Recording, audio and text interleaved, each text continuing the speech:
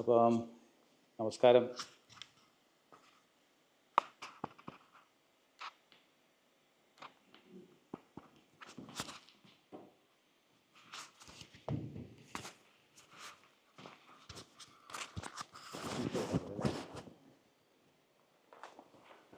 നമസ്കാരം. ഇന്ന് നമ്മൾ ഒത്തുകൂടിയിരിക്കുന്നത് ഉമയുടെ പ്രസൻറ്റേഷന് വേണ്ടിയിട്ടാണ്. കാമമോഹിതം എന്ന സി വി ബാലകൃഷ്ണൻ സാറിൻ്റെ നോവൽ. സി വി ബാലകൃഷ്ണൻ സാറിനെ പറ്റി ഞാൻ കൂടുതലായിട്ട് പറയുന്നില്ല, ഉമ പറയുകയായിരിക്കും. അദ്ദേഹത്തിൻ്റെ ആയുസിൻ്റെ പുസ്തകം എന്ന് പറയുന്ന പുസ്തകം വളരെ പ്രസിദ്ധമാണ്. കണ്ടശ മാതൃഭൂമി ആഴ്ചപ്പതിലാണ് അല്ലേ, ആ സമയത്ത് തന്നെ വളരെ ചർച്ച ചെയ്യപ്പെട്ട ഒരു കൃതിയാണ് ആയുസിൻ്റെ പുസ്തകം. അതേപോലെ തന്നെ കാമമോഹിതം കുറച്ചുകൂടെ ചെറിയ ഒരു നോവലാണ്. കൂടുതലായിട്ട് ഉമ്മ പറയുന്നു. എനിക്ക് ഈ നോവലിനെ കുറിച്ചല്ല, നോവലിലെ ചില കണ്ടൻറ്റുകളെ കുറിച്ച് എനിക്ക് കുറച്ച് അത് വായിച്ച സമയത്ത് എനിക്ക് തോന്നിയ ചില കാര്യങ്ങൾ ആണ് ഞാനിവിടെ പറയാൻ ഉദ്ദേശിക്കുന്നത്. കൂടുതലായിട്ട് നോവലിനെ പറ്റിയും കഥാകൃത്തിനെ പറ്റിയില്ല, നോവലിസ്റ്റിനെ പറ്റിയിട്ടുമൊക്കെ ഉമ കൂടുതലായിട്ട് പറയുമായിരിക്കും. അപ്പോൾ എനിക്ക് ആദ്യം തോന്നിയിട്ടുള്ള ഒരു കാര്യം ഇതാണ്. ഇതെല്ലാവർക്കും അറിയായിരിക്കും. കാമമോഹിതം എന്നുള്ള പേര് കേൾക്കുമ്പോൾ കാമമോഹിതം എന്നുള്ള നമ്മൾ പല സ്ഥലത്തും കേട്ടിട്ടുണ്ട്. കാരണം നമ്മൾ ചെറുപ്രായത്തിൽ തന്നെ കേട്ട ഒരു വാക്കാണ് കാമമോഹിതം അല്ലേ. വാത്മീകിൻ്റെ മാനിഷാദ എല്ലാവരും കേട്ടിട്ടുണ്ടല്ലോ അല്ലേ. അപ്പം മാനിഷാദ പ്രതിഷ്ഠാം ത്വമഗമ ശാശ്വതീ സമാഹ യത് ക്രൗഞ്ച മിഥുനാദേകം അവധി കാമമോഹിതം എന്നുള്ളതാണ് അതിൻ്റെ മുഴുവൻ. അത് പറയപ്പെടുന്നത് ലോകത്തിലെ ആദ്യത്തെ ശ്ലോകമാണ് അതെന്നാണ് പറയപ്പെടുന്നത്. കാരണം ആ ശ്ലോകം എന്നുള്ള വാക്ക് തന്നെ വന്നിരിക്കുന്നത് ശോകത്തിൽ നിന്ന് വന്നതുകൊണ്ടാണ് ശ്ലോകം എന്നതിനെ ഈ അനുഷ്ഠുപ്പിലാണെന്ന് തോന്നുന്നത്, അനുഷ്ഠുപ്പ് വൃത്തത്തിലാണെന്ന് തോന്നുന്നു. ആ ഒരു വാക്ക് തന്നെ സൃഷ്ടിക്കപ്പെട്ടിരിക്കുന്നത് ശോകം എന്ന് പറഞ്ഞൊരു വാക്കിൽ നിന്നാണെന്നും ചെറുപ്രായത്തിൽ ഞാൻ അമ്മയൊക്കെ പറഞ്ഞിട്ട് കേട്ടിട്ടുണ്ട്. പക്ഷേ ഒന്നാലോചിച്ചിട്ടുണ്ടെങ്കിൽ അതിൻ്റെ മുമ്പ് തന്നെ വേദങ്ങളും കാര്യങ്ങളൊക്കെ അതിൻ്റെ മുമ്പേ ഉണ്ട്. പക്ഷെ വേദങ്ങൾ നമ്മളൊരു കവിത എന്ന രീതിയിൽ ആരും കാണുന്നത്, കൂടുതലും മന്ത്രങ്ങളും അങ്ങനത്തെ കാര്യങ്ങൾ. പക്ഷെ അതിനൊരു സംഗീതാത്മകത എന്തായാലും ഉണ്ട്. സാമവേദമൊക്കെ ശരിക്കും സംഗീതാത്മകമാണ് ശരിക്കും പറഞ്ഞിട്ടുണ്ടെങ്കിൽ. അപ്പോൾ അതാണ് എനിക്ക് തോന്നിയിട്ടുള്ള ആദ്യത്തെ കാര്യം. പക്ഷേ വാത്മീകിൻ്റെ കാമമോഹിതവും ഈ ബാലകൃഷ്ണൻ സാറിൻ്റെ കാമമോഹിതം തമ്മിൽ ഒരുപാട് വ്യത്യാസമുണ്ട്. കാരണം വാത്മീകിൻ്റെ കാമമോഹിതം ക്രൗഞ്ചമിഥുനങ്ങളുടെ കാമമോഹിതങ്ങളായിട്ടുള്ള ക്രൗഞ്ചമിഥുനങ്ങളെ ഒന്നിനെ കൊന്ന കാട്ടാള എന്നാണ്, നീ അല്പായുസായി പോട്ടെ എന്ന്, അങ്ങനെ എന്താണ് ആ ശാപത്തിൻ്റെ അർത്ഥം, വാത്മീകിയുടെ ശാപത്തിൻ്റെ അർത്ഥം. പക്ഷെ ആ കാമമോഹിതം ശരിക്കും ഒരു ശരീരമായിട്ട് ബന്ധപ്പെട്ട ഒരു കാമമോഹിതമല്ല. അത് കുറേ കൂടെ ഒരു ഈ പുരുഷ പ്രകൃതി ലയം പോലെ, അല്ലെങ്കിൽ ഒരു രാധാകൃഷ്ണ സങ്കല്പം പോലെയുള്ള കുറച്ചും കൂടെ മഹത്വമുള്ള ഒരു കാമമോഹിതമാണത്. അത് നേരെ മറിച്ച് ഈ ബാലകൃഷ്ണൻ സാറിൻ്റെ ഈ കഥയിൽ, ഈ നോവലിൽ പറഞ്ഞിരിക്കുന്ന കാമമോഹിതം ജാജലി മഹർഷിയുടെ ആ കഥ, അത് കുറേ കൂടെ ശരീര താതാത്മ്യം കൊണ്ട് താൻ ശരീരം തന്നെ എന്ന തോന്നലിൽ കാമാസക്തിയുടെ മായാലോകത്ത് കുടുങ്ങിയ വൈരാഗിയായിട്ടുള്ള ഒരു മഹർഷിയുടെ കഥയാണ്. അപ്പോൾ നമ്മളൊന്ന് ആലോചിച്ചിട്ടുണ്ടെങ്കിൽ അതെന്താണ് വ്യത്യാസം? ഒന്ന് ധർമാനുസൃതമായിട്ടുള്ള കാമവും ഈ ധർമാനുസൃതമല്ലാത്ത കാമവും തമ്മിലുള്ളൊരു വ്യത്യാസം ഇത് രണ്ടും തമ്മിലുണ്ട്. കാരണം പുരുഷാർത്ഥങ്ങൾ എന്ന് പറഞ്ഞിട്ട് നമ്മളെ ഭാരതീയ ചിന്താഗതിയിൽ, ഭാരതീയ സങ്കല്പത്തിലുള്ള പുരുഷാർത്ഥങ്ങളിൽ ധർമ്മമുണ്ട്, അർത്ഥമുണ്ട്, കാമമുണ്ട്, മോക്ഷമുണ്ട്. അപ്പം ഈ കാമവും അർത്ഥവും ഒന്നൊരു തെറ്റായിട്ടുള്ള ഒരു സംഗതിയായിട്ട് നമ്മൾ ഭാരതീയ സംസ്കാരത്തിൽ പറയുന്നില്ല. അത് ധർമാനുസൃതമാവണം എന്നേ ഉള്ളൂ. അതാണ് ഒരു പ്രധാനമായിട്ടുള്ള ഒരു കാര്യം എനിക്ക് പറയാനുള്ളത്. പിന്നെ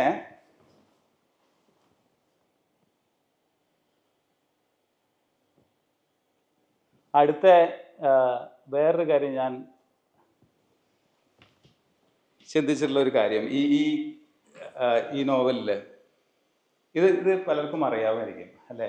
ശങ്കരാചാര്യരും മണ്ഡന മിശ്രൻ എന്ന് പറഞ്ഞിട്ടുള്ള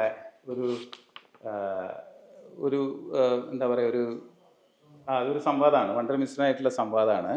ഒരു പണ്ഡിതനാണ് മണ്ഡലമിശ്രൻ. അപ്പോൾ മണ്ഡലമിശ്രൻ ഇതിൻ്റെ അകത്ത് വാദപ്രതിവാദത്തിൽ മാഹിഷ്മതിയിൽ വെച്ചിട്ടാണ് അത് നടക്കുന്നത്. അപ്പം ഈ ആ ഒരു വ്യവസ്ഥ എന്തായിരുന്നു, ഈ വാദപ്രതിവാദത്തിൻ്റെ ഒരു വ്യവസ്ഥ എന്തായിരുന്നു പറഞ്ഞിട്ടുണ്ടെങ്കിൽ, ആര് തോറ്റാലും ജയിക്കുന്ന ആളുടെ ശിഷ്യനാവണം എന്നുള്ളതായിരുന്നു അതിൻ്റെ ഒരു വ്യവസ്ഥ. അപ്പം തർക്കത്തിൽ ജയാപരാജയങ്ങൾ നിശ്ചയിക്കാൻ മണ്ഡലമിശ്രൻ്റെ പത്നി ഉഭയഭാരതി ആയിരുന്നു മധ്യസ്ഥയായത്. ഇവരുടെ രണ്ടുപേരുടെയും കഴുത്തിലൊരു പൂമാല അണിയിച്ചതിന് ശേഷമാണ് ഈ തർക്കം തുടങ്ങിയത്. അപ്പം തർക്കം ഒരുപാട് കാലം നീണ്ടു നിന്നു. പക്ഷേ അവസാനം മണ്ഡലമിശ്രൻ പരാജയപ്പെട്ടു ആ ഒരു വാദപ്രതിവാദത്തിൽ. അപ്പോൾ അതിനുശേഷം ഭർത്താവിൻ്റെ സ്ഥാനം ഉഭയഭാരതി ഏറ്റെടുത്തു. അങ്ങനെ കുറേ ദിവസങ്ങളോളം ഈ വാദപ്രതിവാദങ്ങൾ, ഉഭയഭാരതിയായിട്ടുള്ള വാദപ്രതിവാദങ്ങൾ നടന്നു. അങ്ങനെ ആരും ജയിക്കുകയോ തോൽക്കുകയോ ചെയ്യാത്തൊരവസ്ഥ എത്തി. അവസാനം ഉഭയഭാരതി ആദിശങ്കരനെ തോൽപ്പിക്കാനായിട്ട് ചോദിച്ചൊരു ചോദ്യമുണ്ട്: കാമശാസ്ത്രത്തെ പറ്റി താങ്കൾക്ക് എന്തറിയാം? അപ്പം ശങ്കരാചാര്യർക്ക് ഉത്തരവില്ല. അപ്പോൾ ശങ്കരാചാര്യർ പറഞ്ഞു, ഒരു മാസത്തെ സമയം എനിക്ക് അനുവദിച്ച് തന്നിട്ടുണ്ടെങ്കിൽ ഞാനതിനെ പറ്റിയിട്ട് പഠിച്ചിട്ട് നിങ്ങളോട് പറയാം. അങ്ങനെ ശങ്കരനും ശിഷ്യന്മാരും കൂടെ നർമ്മദാ നദീതീരത്തൂടെ നടക്കുമ്പോൾ ഒരു ശവമഞ്ചവുമായിട്ട് ഒരു ജനക്കൂട്ടം പോകുന്നത് കണ്ടു. അപ്പം ചോദിച്ചപ്പോൾ അത് അമരുകൻ എന്ന ഒരു രാജാവിൻ്റെ മൃതദേഹമാണ് എന്ന് ആൾക്കാർ പറഞ്ഞു. അപ്പം അങ്ങനെ ശങ്കരൻ സ്വന്തം ശരീരം ഒരിടത്തിൽ ഉപേക്ഷിച്ചിട്ട് അത് സൂക്ഷിക്കാൻ ശിഷ്യന്മാർക്ക് നിർദ്ദേശം നൽകി. അവസാനം പരകായ പ്രവേശത്തിലൂടെ ആ രാജാവിൻ്റെ ശരീരത്തിലേക്ക് പ്രവേശിച്ചു. രാജാവ് ഉണർന്നു. അതിനുശേഷം ഈ കാമശാസ്ത്രത്തെ പറ്റി ശങ്കരൻ മനസ്സിലാക്കി എന്നാണ് പറയപ്പെടുന്നത്. അതിനുശേഷം ഒരു മാസം കഴിഞ്ഞിട്ട് തിരിച്ച് വരികയാണ് ശങ്കരൻ. അങ്ങനെ അവസാനം വിജയം വരിച്ച ശങ്കരൻ സർവജ്ഞപീഠം കയറുകയും ചെയ്തു. പിന്നീട് ഈ സർവജ്ഞപീഠം കയറിയ ശാരദാ മഠം തോന്നുന്നു അല്ലേ, അത് ഇപ്പം പാകിസ്ഥാനിലാണുള്ളത്. നമ്മളെ ബോർഡറിൽ നിന്ന് 20 കിലോമീറ്ററോളം ദൂരെയാണ്, അത് തകർന്നു കിടക്കുക. അപ്പോൾ അതാണ് രണ്ടാമത്തെ കാര്യം. കാരണം ആ ഒരു കഥയ്ക്ക് ഈ ജാജലിയുടെ കഥയായിട്ട് ഒരു ബന്ധമുണ്ട്, ഈ പരകായ പ്രവേശവും ഒക്കെ ആയിട്ട് എന്നുള്ളതാണ് ഞാൻ മനസ്സിലാക്കുന്നത്. രണ്ടാമത്തെ കാര്യം എനിക്ക് പറയാനുള്ളത്. മൂന്നാമത്തത്, അടുത്ത സ്ലൈഡിലേക്ക് പോവുകയാണെങ്കിൽ, മൂന്നാമത്തെ കാര്യം ഇത് എന്താണെന്ന് ആർക്കെങ്കിലും അറിയോ? ഈ ഒരു സങ്കല്പം, ശരീരരഥസങ്കല്പം എന്നാണ് ഇതിന് പറയുന്നത്. ഇത് കഠോപനിഷത്തിലുള്ള ഒരു സങ്കല്പമാണ്. കഠോപനിഷത്തിൽ അതായത് ഇതിൽ ഈ ചിത്രത്തിൽ നോക്കിക്കഴിഞ്ഞിട്ടുണ്ടെങ്കിൽ മനസ്സിലാവും, നമ്മളെ ഹയർ സെൽഫ്, അതായത് ആത്മാവാണ് രഥി. രഥി എന്ന് പറയുന്നത് രഥത്തിൻ്റെ യജമാനൻ. ബുദ്ധി സൂതനാണ് അതിൻ്റെ അകത്ത് നോക്കിക്കഴിഞ്ഞിട്ടുണ്ടെങ്കിൽ, അല്ലെങ്കിൽ സാരഥി. കടിഞ്ഞാണുകളാണ് മനസ്സ്, ഇന്ദ്രിയങ്ങളാണ് കുതിരകൾ. ഇങ്ങനൊരു സങ്കല്പം കഠോപനിഷത്തിലുണ്ട്. അപ്പം ഈ രഥം തന്നെ നമ്മുടെ ശരീരമാണ്. നമ്മുടെ ശരീരം രഥമാണ്. അപ്പോൾ ശരീരത്തിലിരിക്കുന്ന രഥത്തിൻ്റെ യജമാനനാണ് നമ്മൾ, അതായത് നമ്മുടെ സെൽഫ് എന്ന് പറയാം, അല്ലെങ്കിൽ ആത്മാവ് എന്ന് പറയാം. അപ്പം നമ്മൾ രഥമല്ല, രഥം വേറെ തന്നെയാണ്. അപ്പം അതിൻ്റെ അകത്ത് പക്ഷേ ഈ രഥം നമ്മളുടേതാണ്. രഥം ഞാനല്ലെങ്കിലും എൻ്റേതാണ്. അപ്പം എൻ്റെ ബുദ്ധിയാണ് അതിൻ്റെ സാരഥി. കടിഞ്ഞാണുകൾ മനസ്സാണ്, ഇന്ദ്രിയങ്ങൾ കുതിരകളാണ്. അപ്പം നമ്മളുടെ ബുദ്ധിയെ കൊണ്ട് നമ്മളെ മനസ്സിനെ നിയന്ത്രിച്ചിട്ട്, മനസ്സ് ഈ ഇന്ദ്രിയങ്ങളായിട്ടാണ് കണക്ട് ചെയ്തിരിക്കുന്നത്, കടിഞ്ഞാണ്. അപ്പം ആ കടിഞ്ഞാണ് വെച്ചിട്ട് ഇന്ദ്രിയങ്ങളെ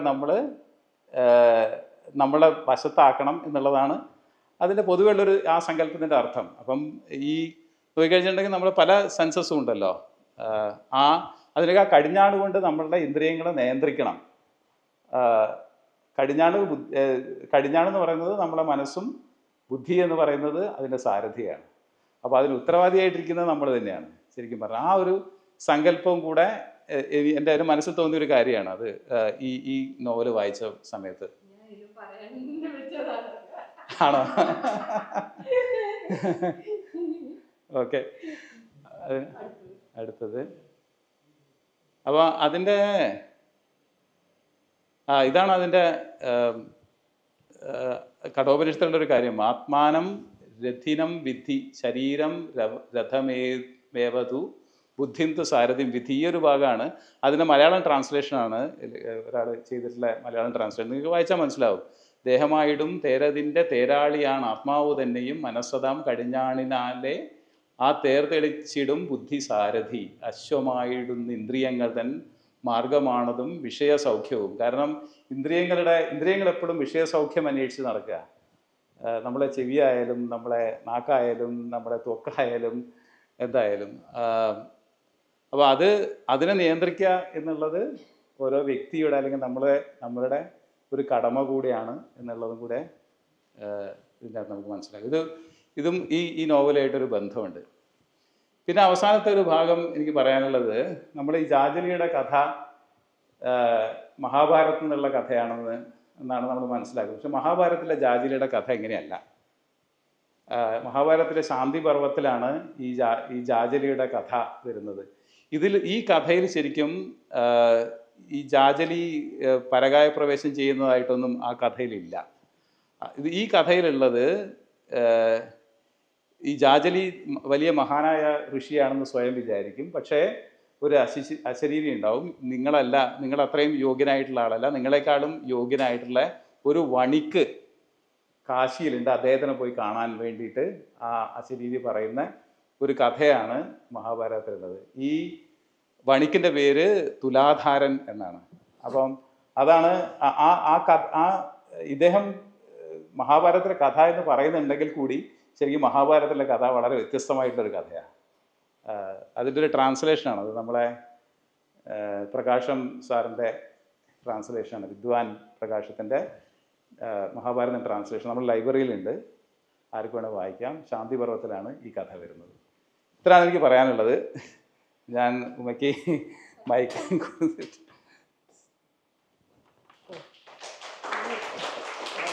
താങ്ക് യു.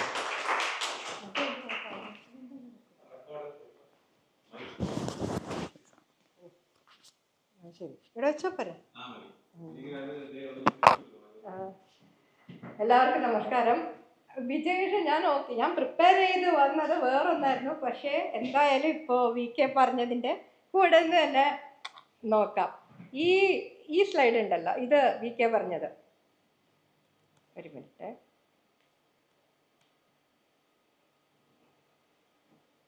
ഇവിടെ തുടങ്ങിയാലോ. അപ്പോൾ ശരി, പഞ്ചേന്ദ്രിയങ്ങൾ നിയന്ത്രിക്കുന്ന തേര്, അതല്ല ശരീരം.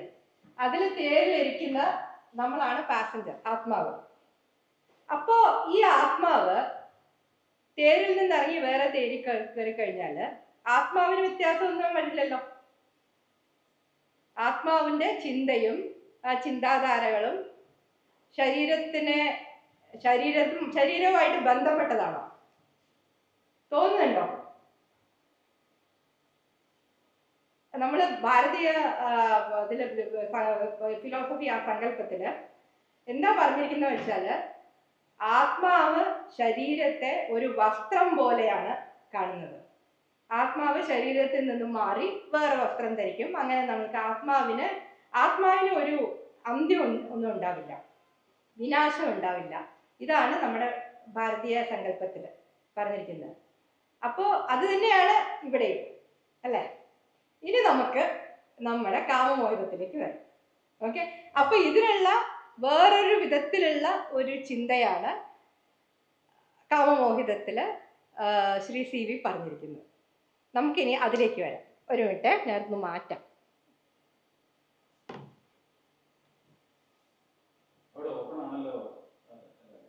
ഏത് ആണോ? ഇല്ല, ഒന്ന് ഓഫ് ചെയ്തോ?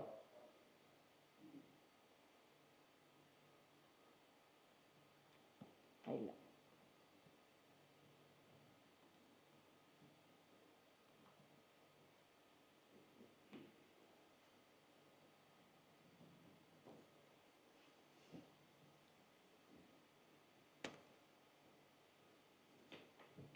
ശരി, നമുക്കപ്പോൾ തുടങ്ങുന്നതിന് മുമ്പ് നമുക്ക് ആദ്യം CV സാറിനെ പരിചയപ്പെടാം. അപ്പോൾ CV സാറ് നമ്മൾ എല്ലാവർക്കും അറിയാം, മലയാളത്തിലെ പ്രമുഖ നോവലിസ്റ്റാണ്. നമ്മൾ കുറേ കാലം മുമ്പ് ഇദ്ദേഹത്തിൻ്റെ പ്രസൻറ്റ് നമുക്ക് ഒരു സെഷൻ നടത്തണം എന്ന് വിചാരിച്ചിരുന്നു. അപ്പോൾ അദ്ദേഹത്തിൻ്റെ ഞാൻ കുറച്ച് അദ്ദേഹത്തിനെ പറ്റി ഒരു ആമുഖം പറഞ്ഞിട്ട് നമുക്ക് അടുത്തതിലേക്ക് പോവാം. അപ്പോൾ അദ്ദേഹത്തിൻ്റെ സാഹിത്യ ജീവിതത്തിൽ നമുക്കെല്ലാം അറിയാം, അദ്ദേഹം കഥ, നോവൽ, തിരക്കഥ എല്ലാം എല്ലാത്തിലും കൈവച്ചിട്ടുണ്ട്. അദ്ദേഹം ഒരു നല്ലൊരു സിനിമാ പ്രേമിയാണ്. അദ്ദേഹത്തിന് വളരെയധികം അദ്ദേഹത്തെ സ്വാധീനിച്ചിട്ടുണ്ട്. സിനിമ വളരെയധികം, ദൃശ്യകല അദ്ദേഹത്തെ വളരെയധികം സ്വാധീനിച്ചിട്ടുണ്ട്. ഒരു ലളിതമായ ശൈലി, വളരെ ലളിതമായ ഒരു ശൈലിയാണ്. പക്ഷേ ആ എഴുത്തിൻ്റെ ഗാംഭീര്യം വിട്ടുകൊടുക്കാതെ ലളിതമായ ശൈലിയിലാണ് അദ്ദേഹത്തിൻ്റെ എഴുത്ത്. സാധാരണ എല്ലാവർക്കും അത് നമുക്ക് പറഞ്ഞതുപോലെ ഈ ആയുസിൻ്റെ പുസ്തകവും കാമമോഹിതവും ഒക്കെ വാരികകളിൽ ഖണ്ഡശ പ്രസിദ്ധീകരിക്കപ്പെട്ട കൃതികളാണ്. അപ്പോൾ നമുക്കറിയാമല്ലോ അതിൻ്റെ എത്രത്തോളം ആസ്വാദകരിലേക്ക് എത്തിയിട്ടുണ്ട് എന്ന് പറഞ്ഞിട്ട്. പിന്നെ അദ്ദേഹത്തിൻ്റെ ആദ്യ പുസ്തകം ആയുസിൻ്റെ പുസ്തകം, അദ്ദേഹത്തിൻ്റെ ഏറ്റവും ശ്രദ്ധേയമായ ഒരു നോവലാണ് ആയുസിൻ്റെ പുസ്തകം. അതിൻ്റെ ആഖ്യാന ശൈലി ഒരുപാട് ചർച്ച ചെയ്യപ്പെട്ടതാണ്. ആഖ്യാന ശൈലി അതെന്താ വെച്ചാൽ ബൈബിളിൻ്റെ ആഖ്യാന ശൈലിയിൽ ഊന്നിയാണ് ആയുസിൻ്റെ പുസ്തകം.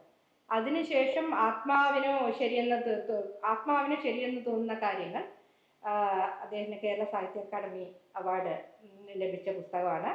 അതുകൂടാണ്ട് ആത്മകഥ പരൽമീൻ നീന്തുന്ന പാഠം, അതിനും കേരള സാഹിത്യ അക്കാദമിയുടെ അവാർഡ് ലഭിച്ചിട്ടുണ്ട്. ഇതെല്ലാം കൂടാതെ ഒരുപാട് അവാർഡ് അദ്ദേഹത്തിന് ലഭിച്ചിട്ടുണ്ട്. പിന്നെ അത് മാത്രമല്ല, അദ്ദേഹം സിനിമാ രംഗത്തെ അദ്ദേഹത്തിൻ്റെ സംഭാവനകൾ, കൊച്ചു കൊച്ചു സന്തോഷങ്ങൾ, നമ്മളെല്ലാവരും വളരെ ഇഷ്ടപ്പെട്ട് കണ്ട സിനിമയായിരിക്കും. അപ്പോൾ അദ്ദേഹത്തിൻ്റെ ആ ജനകീയതയാണ്, അതാണ് ഞാൻ തൊടാൻ തോന്നുന്നത്. അദ്ദേഹം കൊച്ചു കൊച്ചു സന്തോഷങ്ങൾ, അതിൻ്റെ തിരക്കഥ അദ്ദേഹമാണ് രചിച്ചിരിക്കുന്നത്. അതിന് അദ്ദേഹത്തിന് ഫിലിം ക്രിട്ടിക്സ് അവാർഡും ലഭിച്ചിട്ടുണ്ട്. അതുകൂടാണ്ട് പിന്നെ അദ്ദേഹത്തിൻ്റെ അദ്ദേഹത്തിന് പ്രിയപ്പെട്ട ഒരു സംവിധായകനാണ് KG ജോർജ്.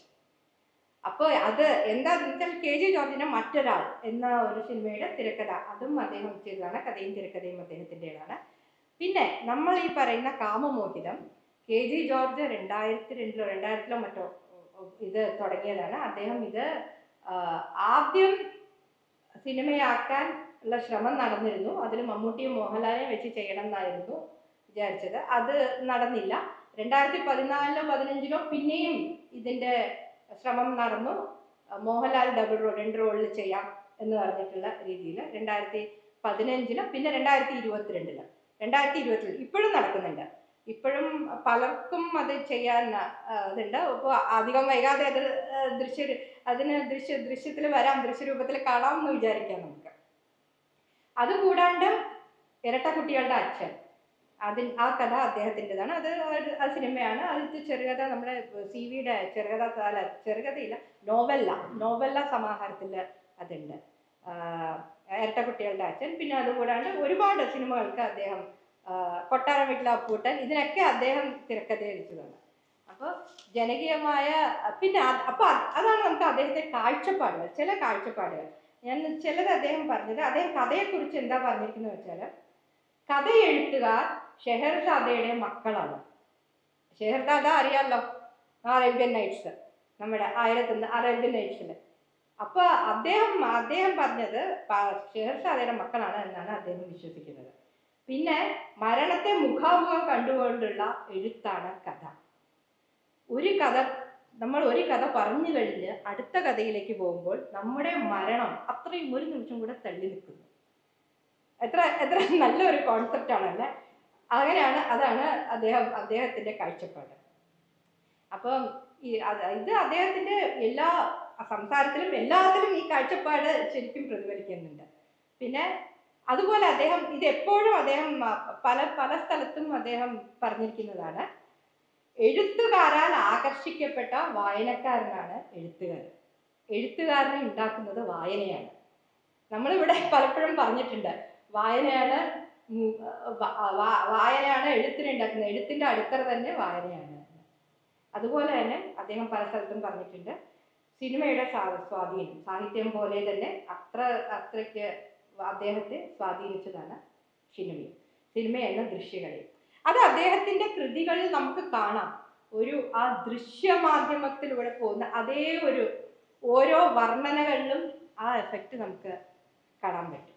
നമുക്കത് നമ്മുടെ മനസ്സിൽ ആ പടം നമ്മുടെ മനസ്സിൽ വരും അദ്ദേഹത്തിൻ്റെ വായനയിൽ കൂടെ പോയി കഴിഞ്ഞാൽ. ശരി, നമുക്ക് കാമമോഹിതത്തിലേക്ക് കടക്കാം. കാമമോഹിതം ആരെങ്കിലും ഒക്കെ നെറ്റി ഒളിച്ചവരുണ്ടാവുമല്ലോ അല്ലെ, ഈ കഥ വായിക്കുന്നതിന് മുമ്പ് ഇത് പ്രസന്റേഷൻ പറഞ്ഞപ്പോ അല്ലേ? നമ്മളിപ്പോ വിശേഷം പറഞ്ഞ പോലെ ഈ കാമമോഹിതം എന്ന വാക്ക് അതൊരു ഇതാണ്. പക്ഷേ നമ്മളിത് ആലോചിച്ചു കഴിഞ്ഞാൽ നമ്മുടെ ഭാരതീയ സംസ്കാരത്തിലെ പുരുഷാർത്ഥങ്ങൾ ധർമ്മം, അർത്ഥം, കാമം, മോക്ഷം. ഇപ്പൊ നമ്മൾ ഇത് കേൾക്കുമ്പോൾ നമ്മൾ പറയും, ധർമ്മവും മോക്ഷവും മാത്രം മതി. അർത്ഥവും കാമം എന്തിനാ? മോക്ഷമല്ലേ, മോക്ഷത്തിലേക്കല്ലേ പോകുന്നത്, ധർമ്മത്തിലേക്ക് ചാടി മോക്ഷത്തിലേക്ക് പോവാല്ലോ. പക്ഷേ അതല്ല. ഈ ധർമ്മത്തിൽ നിന്ന് നമുക്ക് മോക്ഷത്തിലേക്ക് എത്തണമെങ്കിൽ ഈ അർത്ഥവും വേണം, കാമവും വേണം. പക്ഷേയാണ് ഉള്ളത്. എന്താ വെച്ചാല് ഈ ധർമ്മവും ഈ കാമവും ഈ അർത്ഥവും കാമവും ധർമ്മത്തിൽ ഊന്നിയതായിരിക്കണം. ധർമ്മം വഴി ലഭിക്കുന്ന അർത്ഥം കൊണ്ട് കാമം അതിൽ പൂരിതമാകുന്ന കാമം കൊണ്ട് മോക്ഷത്തിലേക്ക് എത്തണം. അപ്പൊ അതാണ് ഈ കഥയുടെ എസൻസ്, ആ ജിസ്റ്റ്. അതാണ് ഇതിലൂടെ അദ്ദേഹം പറയാൻ ആഗ്രഹിക്കുന്നത്. അപ്പോ ശരി, അപ്പൊ നമുക്കിനിയിപ്പോ ഇതിലേക്ക് വരാം, ഈ കാമമോഹിതം കൃതിയിലേക്ക് വരാം. ഓക്കെ, നമ്മൾ ഇതിൽ പറഞ്ഞല്ലോ, ഇപ്പൊ മലയാള സാഹിത്യത്തില് ഇത് 94-ലാണ് കാമമോഹിതം ഈ പുസ്തകം. അതിനു മുമ്പ് ഖണ്ഡശ പ്രസിദ്ധീകരിച്ചിരുന്നു, പക്ഷേ 94-ലാണ് പുസ്തക രൂപത്തിൽ DC ബുക്സ് ഇറക്കിയത്. ഇതില് ഈ പറഞ്ഞ പോലെ മഹാഭാരതത്തിലെ കഥ ഊന്നി എന്ന് പറയുന്നുണ്ട്. ഇപ്പൊ VK വിജേഷം പറഞ്ഞതുപോലെ അത് പൂർണ്ണമായും മഹാഭാരതത്തിലെ കഥയൊന്നുമില്ല. അതിൽ ഒരു എസൻസ് എടുത്തിട്ട് അതിൽ നിന്ന് ഊന്നി വന്ന ഒരു കഥയാണ്, ഉണ്ടാക്കിയെടുത്ത കഥയാണ് ഇത്. ഇത് ഇത് മനഃശാസ്ത്രവും മിത്തും ഒക്കെ ചേർന്ന് വരുന്ന ഒരു കൃതിയാണ് ഇത്. സത്യം പറഞ്ഞാൽ മനഃശാസ്ത്രം അത് നമുക്ക് ഇനി അതിലേക്ക് വരാം. ഓക്കെ, മനഃശാസ്ത്രത്തിന് ഇതിന് ഒരുപാട് പങ്കുണ്ട് ഇതില്. പിന്നെ ഈ പറയുന്നത് പോലെ ധർമ്മം, അർത്ഥം, ധർമ്മം, മോഹം, കർമ്മഫലം, ഇതിനെയൊക്കെ ഇതില് നമ്മൾ പറഞ്ഞു പോകുന്നുണ്ട്. അതുകൂടാണ്ട് അതിൽ ഒരു രസകരമായ ഒരു കാര്യം വരുന്നുണ്ട്. നമുക്ക് കഥയിലേക്ക് വരുമ്പോൾ പറയാം. നമ്മുടെ ആധുനിക മനുഷ്യൻ പറയാൻ പറ്റില്ല, മനുഷ്യന്റെ ആന്തരിക പ്രതിസന്ധികൾ. ഇപ്പൊ മനുഷ്യനും മൃഗവും തമ്മിൽ എന്തൊക്കെയാണ് വ്യത്യാസം, എവിടെയാണ് ആ ഒരു കോംപ്ലിക്കേഷൻസ് വരുന്നത്, അതും ഇതില് പറയാതെ പറഞ്ഞു പോകുന്നുണ്ട്. നമുക്ക് ഇതിലെ കഥാപാത്രങ്ങളിലേക്ക് പോവാം. ഓക്കെ, ജാജലി മഹർഷിയാണ് ഇതിന്റെ ഈ കഥയിലെ ഒരു മെയിൻ ക്യാരക്ടർ. പ്രധാന ക്യാരക്ടർ ജാജലി മഹർഷിയാണ്. ജാജലി മഹർഷി അദ്ദേഹം വേദങ്ങളും ഉപനിഷത്തുകളും എല്ലാം പഠിച്ച ആളാണ്. വേദങ്ങളും ഉപനിഷത്തുകളും എല്ലാം പഠിച്ച ആളാണ് ജാജലി മഹർഷി. അദ്ദേഹത്തിന്റെ ഉള്ളിൽ എന്നാലും എല്ലാം സർവജ്ഞൻ എന്ന ഒരു അഹന്ത അദ്ദേഹത്തിന്റെ ഉള്ളിലുണ്ടായിരുന്നു. ആ അഹന്തയുടെ പതനം, അതാണ് ജാജലി മഹർഷിയുടെ അഹംഭാവത്തിന്റെ പതനമാണ് ഈ കഥയുടെ കഥാതന്തു. അപ്പൊ വേദങ്ങളും പഠിച്ചു, അദ്ദേഹം പൂർണ്ണനാണ്. പിന്നെ പൂർണ്ണനാണ്. അതിനെ ആരോ ചോദ്യം ചെയ്തപ്പോൾ അതിൻ്റെ ആ ജ്ഞാനത്തിൻ്റെ പൂർത്തീകരണത്തിന് വേണ്ടി അദ്ദേഹം എടുക്കുന്ന ചില അദ്ദേഹം ചെയ്യുന്ന ചില കാര്യങ്ങൾ, അതാണ് ഈ മുഴുവൻ ഈ കഥയിലേക്ക് കൊണ്ടുപോകുന്നത്. ആ കഥയെ മുന്നോട്ട് കൊണ്ടുപോകുന്നത് അതാണ്. പിന്നെ അടുത്ത രണ്ടാമത്തെ കഥാപാത്രം സാഗരദത്തൻ. ഓക്കെ, ഈ ജാജലി മഹർഷിയുടെ നോക്കിക്കഴിഞ്ഞാൽ ആധ്യാത്മികതയുടെ പ്രതീകമായിട്ടാണ് ഇദ്ദേഹം തുടങ്ങുന്നത്. ഒരു മഹർഷിയാണ്. സാഗരദത്തൻ നേരെ ഇതിൻ്റെ വിപരീതമാണ്, ഭൗതികതയുടെ പ്രതീകമാണ്. വളരെ ഇതിലാണ് ആ വൈപരീത്യം നമുക്ക് കാണാൻ പറ്റുന്നത്. ജാജലി മഹർഷി നമുക്ക് പറയാം അത്ര സുമുഖനാണെന്നൊന്നും പറഞ്ഞിട്ടില്ല.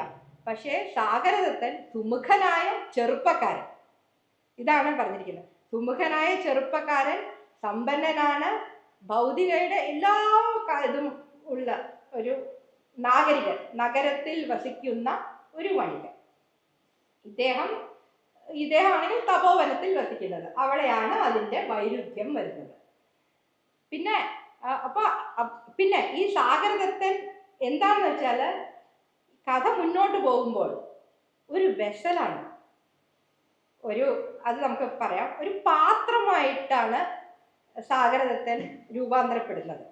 ജാജലി മഹർഷിയുടെ ആത്മാവിന് പ്രവേശിക്കാൻ, അത് കഥ വരുമ്പോൾ അറിയാം, ഒരു പാത്രമായിട്ടാണ് അത് രൂപപ്പെടുന്നത്. പിന്നെ അങ്ങനെ പോയി. പിന്നെ അടുത്ത കഥാപാത്രം മായാവതിയാണ്. മായാവതി സൗന്ദര്യവതി, അതീവ സൗന്ദര്യവതിയാണ്.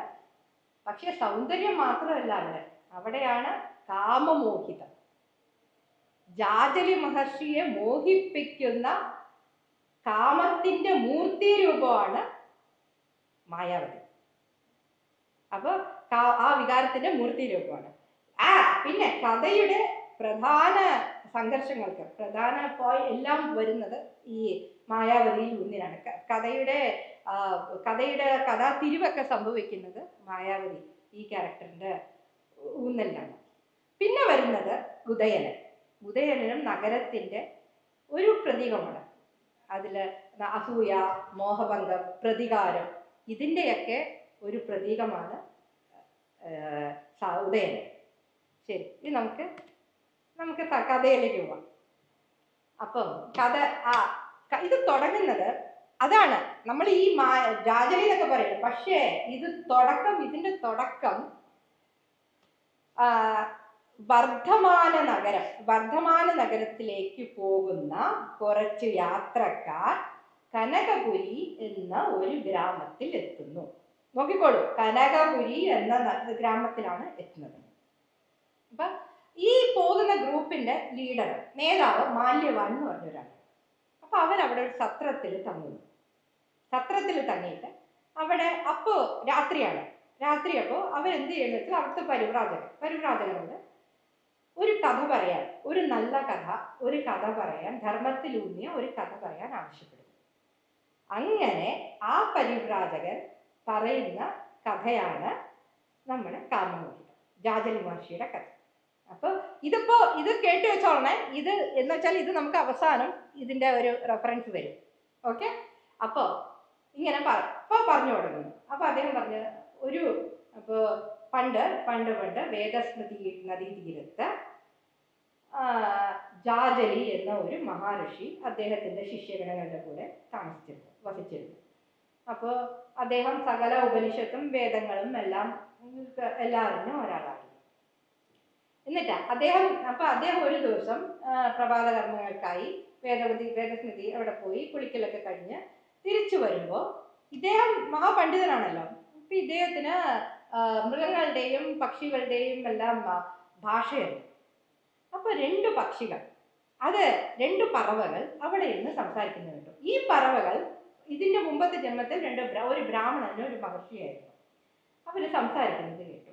അപ്പൊ ഒരു പറവ് പറഞ്ഞു, നമ്മുടെ ജാജലി മഹർഷി ഉണ്ടല്ലോ, എല്ലാം സർവജ്ഞനാണ്, ഇദ്ദേഹത്തിന് കഴിഞ്ഞ് അല്ലാണ്ടില്ല. അപ്പൊ അടുത്ത പറവ് പറഞ്ഞു, എന്ത് സർവജ്ഞൻ, ഇദ്ദേഹത്തിന് കാമത്തെ കുറിച്ച് എന്തറിയാം? ഒന്നും അറിയില്ല. കാമം എന്ന പുരുഷാർത്ഥങ്ങളിൽ ഒന്നിനെ കുറിച്ച് അറിയാത്ത ഒരാള് എങ്ങനെയാണ് പൂർണ്ണനാകുന്നത്? അപ്പൊ ഈ പക്ഷി ഈ പക്ഷികൾ സംസാരിക്കുന്നത് ജാതിയിൽ മുമ്പ് അദ്ദേഹത്തിന് മനസ്സിലായി. അപ്പോൾ അദ്ദേഹത്തിന്റെ ഒരു ശിഷ്യനും കൂടെ ഉണ്ടായിരുന്നു, ഉപവർഷൻ. അപ്പൊ അദ്ദേഹം ഉപവർഷനോട് ചോദിച്ചു, എന്താണ് അദ്ദേഹത്തിന് ഒരു സംശയം ഉണ്ടായിരുന്നു കേട്ടോ, ഉപവർഷനെ അറിഞ്ഞോ കേട്ടോ എന്ന് പറഞ്ഞിട്ട്. അപ്പൊ അപ്പൊ ചോദിച്ചു. അപ്പൊ ഉപവർഷൻ ചോദിച്ചു, എന്നെ കുറിച്ച് എന്താണ് അഭിപ്രായം? അപ്പൊ ഉപവർഷൻ പറഞ്ഞു, ഓ ഗുരുവിന് എല്ലാം അറിയാം, എല്ലാം അറിയുന്ന മഹായോഗിയാണല്ലോ താങ്കൾ എന്ന് പറഞ്ഞു. അപ്പൊ മനസ്സിലായി. അപ്പൊ എന്നാലും ഇതിങ്ങനെ മനസ്സിൽ കിടന്ന് ഞാൻ പൂർണ്ണനല്ല, എൻ്റെ അറിവ് പൂർണ്ണമല്ല, അങ്ങനെ ഒരു തുടങ്ങി.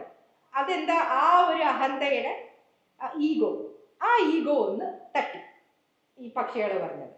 അപ്പൊ അദ്ദേഹം പോണ വഴിക്ക് ഒരാനയെ കണ്ടു. ഒരാന ചരിഞ്ഞു കിടക്കുന്നു, മരിച്ചു കിടക്കുന്നു, ചരിഞ്ഞ ആന. അതിനു ചുറ്റും ഈ ശൃഗാലന്മാർ, അവരുടെ ഈ കുറുക്കന്മാര് കടിച്ചു വലിക്കാൻ നോക്കുന്നു. അപ്പൊ ഇദ്ദേഹം പറഞ്ഞു, ശിഷ്യനോട് പോകാൻ പറഞ്ഞു. എന്നിട്ട് ഇദ്ദേഹം സ്വന്തം അവിടെയാണ് അദ്ദേഹം പരകായ പ്രവേശം എന്ന സ്ഥിതി ആദ്യമായിട്ട് ഉപയോഗിച്ചു കൊടുക്കുന്നത്. ഇദ്ദേഹം ആനയുടെ ഉള്ളിൽ കയറി, ആന ചടപടഞ്ഞ് എണീറ്റ് അവിടുന്ന് എണീറ്റ് പോയി. കുറച്ച് കഴിഞ്ഞിട്ടപ്പോൾ തിരിച്ചു വന്നു, ഇദ്ദേഹവും എണീറ്റ് പോയി. അപ്പൊ അവിടെ ഒരു പരീക്ഷണം നടക്കുന്നു. ഓക്കെ, അത് ആനയാണ്. അപ്പൊ ആനയുടെ ദേഹത്തിൽ അദ്ദേഹം കയറാൻ അദ്ദേഹത്തിന്റെ ആത്മാവിനെ പ്രവേശിപ്പിച്ചു. അത് കഴിഞ്ഞ് തിരിച്ചു വന്നു. അത് ആ പരീക്ഷണം കഴിഞ്ഞു. അത് കഴിഞ്ഞ് അദ്ദേഹം തിരിച്ചു വന്നു, എങ്കിലും ഇത് മനസ്സിൽ ഇങ്ങനെ ഓടിക്കൊണ്ടിരിക്കുന്നുണ്ട്. അപ്പോ എന്നിട്ട് അദ്ദേഹം ശിഷ്യന്മാരോട് പറഞ്ഞു, അദ്ദേഹം കാഞ്ചനപുരം എന്ന ഒരു സ്ഥലത്തേക്ക് അദ്ദേഹം കുറച്ച് പോയിട്ട് യാത്ര പോയിട്ട് വരാം എന്ന് പറഞ്ഞു. ഇദ്ദേഹം പോയത് കാഞ്ചനപുരം എന്ന നഗരത്തിലേക്കാണ്. കാഞ്ചനപുരം നഗരത്തിൽ പോയപ്പോൾ അവിടെ അദ്ദേഹം അതിസുന്ദരിയായ ഒരു സ്ത്രീ, ഒരു പെൺകുട്ടി പല്ലക്കിൽ പോണു. അത് കണ്ടിട്ട് അടുത്തിരുന്ന ഒരു കൂടെ ഒരാളോട്, അവിടെ ഇരുന്ന ഒരാളോട് ചോദിച്ചു, ഇത് ആരാണ്? അപ്പൊ അയാൾ പറഞ്ഞു, ഇതാണ് ഇതിലെ ഈ നഗരത്തിലെ പ്രമുഖയായ ഒരു വണികയുടെ മകളാണ് മായാവതി. ഇവൾക്ക് വേണ്ടി ഒരുപാട് പുരുഷന്മാർ ഇവളെ കിട്ടാൻ വേണ്ടി കൊതിച്ചിരിക്കുന്നുണ്ട്. അതിലെ പ്രധാനികളാണ് ഒരാള് സാഗരദത്തനും വേറൊരാള് ഉദയനനും. അപ്പോൾ വണികനായ സാഗരദത്തനും ഉദയനൻ രണ്ടുപേരും കാണാൻ നല്ല സുമുഖന്മാരായ രണ്ട് യുവാക്കളാണ്, കാണാൻ നല്ല സുന്ദരന്മാരാണ്. പക്ഷേ മായാവതിക്ക് ഇഷ്ടം, മായാവതി ഇങ്ങനെ പോകുമ്പോൾ ആരെയോ നോക്കി കൈ കാണിക്കും. അപ്പൊ മുകളിൽ നിൽക്കുന്നത്, അപ്പൊ അയാൾ പറയും, ആ മുകളിൽ നിൽക്കുന്നത് സാഗരദത്തനാണ്, മായാവതിക്ക് സാഗരദത്തനാണ് മായാവതിയെ കിട്ടാൻ സാധ്യത അധികം. കിട്ടാന്ന് വെച്ചാൽ ഇഷ്ടപ്പെട്ട് കൊണ്ടുപോകുന്നൊന്നുമല്ല, പൈസ കൊടുത്ത് വാങ്ങിക്കുന്നതാണ്. അപ്പോ അങ്ങനത്തെ പിന്നെ അത് നമ്മുടെ പഴയ ഭാരതീയത്തില് പണ്ട് കാലത്ത് ശരിക്കും പറഞ്ഞാല് ഈ ഇവർക്ക് ഈ വേശ്യാവൃത്തി എന്നുള്ളത് അത്ര തരംതാണ പ്രവൃത്തിയൊന്നും അല്ലായിരുന്നു. എന്ന് വെച്ചാൽ ഞാൻ അതല്ല, അങ്ങനെയല്ല ഉദ്ദേശിച്ചത്. പക്ഷെ അത് അവർക്ക് അവരുടേതായ ഒരു സ്ഥാനം എല്ലാ രാജ്യത്തും ഉണ്ടായിരുന്നു. അമ്രപാലി നമുക്കറിയാലോ, വാസവദത്ത, അമ്രപാലി, ഇവർക്കൊക്കെ പലരും ഉപയോഗിക്കുന്നത് രാജ്യകാര്യങ്ങൾക്കെല്ലാം കൂടെ ഉപയോഗിച്ചിരുന്നു പണ്ട് കാലത്ത്. ഏതെങ്കിലും ഒരു രാജ്യത്തിന്റെ രാജാവുമായി സന്ധിക്ക് പോകണമെന്നുണ്ടെങ്കിലോ, ഇല്ലെങ്കിൽ പിന്നെ ഈ വിഷകന്യകളായിട്ട് കൂടെ ഇവരെയൊക്കെ പലരെയും ഉപയോഗിച്ചിട്ടുണ്ട് പണ്ട് കാലത്ത്. നമ്മുടെ ചാണക്യ ഇതിലൊക്കെ പറയാം. പക്ഷെ അപ്പോ എന്ന് വെച്ചാൽ അന്ന് അവർക്ക് ഒരു നല്ല സ്ഥാനമായിരുന്നു അവർക്ക് കൊടുത്തിരുന്നത്. അപ്പൊ അത് പോട്ടെ. ഇദ്ദേഹം വന്ന് അപ്പൊ ഈ ജാജരി മഹർഷി ഇത് കണ്ടിട്ട് ശരി, അപ്പൊ അദ്ദേഹം ചില കണക്കുകൂട്ടലൊക്കെ കൂട്ടി അദ്ദേഹം തിരിച്ചു പോയിട്ട് ആശ്രമത്തിൽ ചെന്ന് ഇവരോടൊക്കെ ശിഷ്യന്മാരോടൊക്കെ പറഞ്ഞു, ഞാൻ ഒരു പ്രത്യേക കാര്യത്തിന് തയ്യാറെടുക്കുകയാണ്, ഞാൻ ധ്യാനത്തിലേക്ക് പോവുകയാണ്. ചിലപ്പോ നാളെ ഞാൻ ഉണരുമ്പോൾ വളരെ വ്യത്യസ്തനായിരിക്കും.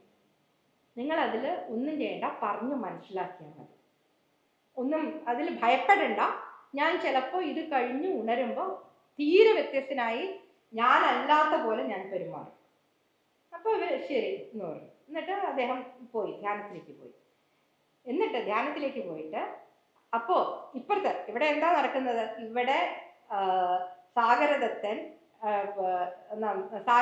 മായാവതിയുടെ അടുത്തേക്ക് പോകാനുള്ള ഇതൊക്കെ നടക്കുകയാണ്. അപ്പോ മായാവതിയെ അതൊക്കെ അവിടെ നടക്കുന്നുണ്ട്. അപ്പം അവിടെ അദ്ദേഹം അവിടുത്തെ ഒരുക്കങ്ങളൊക്കെ നടക്കുന്നുണ്ട്. മായാവതി ഒരു പ്രത്യേക ദിവസം അവർ തീരുമാനിച്ചിട്ടുണ്ട്. അപ്പോൾ മായാവതി ഒരുങ്ങുന്നു, അതെല്ലാം നടക്കുന്നുണ്ട്. ഇവിടെ ഇദ്ദേഹം ജാജലി മഹർഷിയാണെങ്കിൽ അദ്ദേഹം ഇതിലേക്ക് പോയി കഴിഞ്ഞു, ഈ യോഗനിദ്രയിലേക്ക് പോയി കഴിഞ്ഞു. അങ്ങനെ ആ സമയത്ത് ഈ സാഗരത്തിൽ ഇത് ചെയ്യുമ്പോൾ ഈ ജാജലി മഹർഷിയുടെ ആത്മാവ് സാഗരദത്തനിലേക്ക് പ്രവേശിക്കുന്നു. ഒരു നിമിഷത്തെ ഉള്ളൂ. സാഗരദത്തന്റെ ആത്മാവ് ജാജലി മഹർഷിയുടെ ദേഹത്തിലേക്കും പ്രവേശിക്കുന്നു. അപ്പൊ ഇപ്പൊ ആരാ സാഗരദത്തൻ, ആരാ ജാജലി? എവിടെ ഇരിക്കുന്നത് ജാജലി, എവിടെ ഇരിക്കുന്നത് സാഗരദത്തൻ? അതാണ് ഇത്. അവിടെയാണ് ഒരു ചോദ്യചിഹ്നം വരുന്നത്. ശരി, അപ്പൊ സാഗരദത്തൻ ജാജലിയുടെ ആത്മാവ് കയറിയ സാഗരദത്തൻ ഉണർന്നു കഴിഞ്ഞ് അദ്ദേഹത്തിന് അറിയാം. അപ്പൊ എല്ലാത്തിനും ഇപ്പൊ മായാവതിയുടെ അടുത്ത് പോകുന്നു, മായാവതിയെ പ്രാപിക്കുന്നു. അങ്ങനെ ഇത് കാണുമ്പോൾ എല്ലാം അദ്ദേഹത്തിന് പുതുതാണ്. പക്ഷേ മായാവതിയുടെ ആ രൂപസൗന്ദര്യം അദ്ദേഹത്തെ പൂർണ്ണമായും കീഴ്പ്പെടുത്തിക്കണം. അപ്പോൾ അത് കഴിഞ്ഞിട്ട് ഒരു നിമിഷം പോലും താൻ ജാജലിയാണ് എന്നത് അദ്ദേഹത്തിന് ഓർമ്മയല്ല, അദ്ദേഹം ചിന്തിക്കുന്നതേ ഇല്ല. അങ്ങനെ ആ മോഹത്തിന്റെ, കാമത്തിന്റെ മായാപ്രപഞ്ചത്തിലേക്ക് അദ്ദേഹം കയറിപ്പോകും. ഇവിടെ അപ്പോൾ നമ്മുടെ ഇതിലേക്ക് വന്ന ആശ്രമത്തിലുള്ള ജാജലി, സാഗരദത്തൻ എന്ന ജാജലിയോ, സാഗരദത്തൻ അവിടുന്ന് ഉറക്കമുണർന്നപ്പോൾ ചോദിച്ചു, ഇതെന്ത് സ്വപ്നമാണോ? എവിടെയോ കയറി, ഇത് മായാവതിയുടെ കൂടെ ഇരിക്കേണ്ട ഞാനെങ്ങനെ ഇവിടെ എത്തി? അത് ഇപ്പോൾ അദ്ദേഹം സ്വർണവും വൈരവും വൈഡൂര്യവും അത് കാശ്മീരിൽ, അതിൽ പറഞ്ഞിരിക്കുന്ന ഭയങ്കര മനോഹരമായിട്ടാണ് ഇത് വർണ്ണന. കാശ്മീരിൽ നിന്നുള്ള പട്ടുടയാളുകളും ദക്ഷിണേന്ത്യയിൽ നിന്നുള്ള മുത്തുകളും ഒക്കെയാണ് അദ്ദേഹം ഈ സാഗരദത്തൻ ഉപയോഗിക്കുന്നത്. അപ്പോൾ അങ്ങനെ പല മധുരയും പല ഇതൊക്കെയാണ് അദ്ദേഹം ഉപയോഗിക്കുന്നത്. പെട്ടെന്ന് ഈ കുടിലിൽ വന്നു ആകെപ്പാടെ ഇതെന്ത് സ്വപ്നമാണോ ഉണർന്നു കഴിഞ്ഞപ്പോൾ. അപ്പോൾ ഉണർന്നു കഴിഞ്ഞ് എനിക്കിപ്പോൾ കാഞ്ചനപുരത്ത് പോകണം, ഞാൻ മായാവതിയുടെയാണ്, ഞാൻ എവിടെയാണ് എന്ന് പറഞ്ഞ് അദ്ദേഹം ബഹളം വെച്ചപ്പോൾ ഈ ശിഷ്യന്മാരൊക്കെ വന്നു. കാഞ്ചനപുരമോ? ഇങ്ങനെ എവിടെ കാഞ്ചനപുരത്തിന് അദ്ദേഹം അദ്ദേഹം ചോദിക്കുകയാണ്, അങ്ങ് പോയിട്ടേ ഇല്ലല്ലോ കാഞ്ചനപുരത്തില്, പിന്നെ എങ്ങനെ കാഞ്ചനപുരം?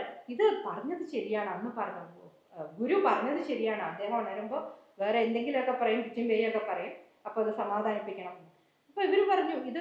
അപ്പോൾ അതിനിടയ്ക്ക് ഒരു ശിഷ്യനെ നന്നായിട്ട് ഒരു തൊഴിയെ വെച്ച് കൊടുക്കുന്നുണ്ട്.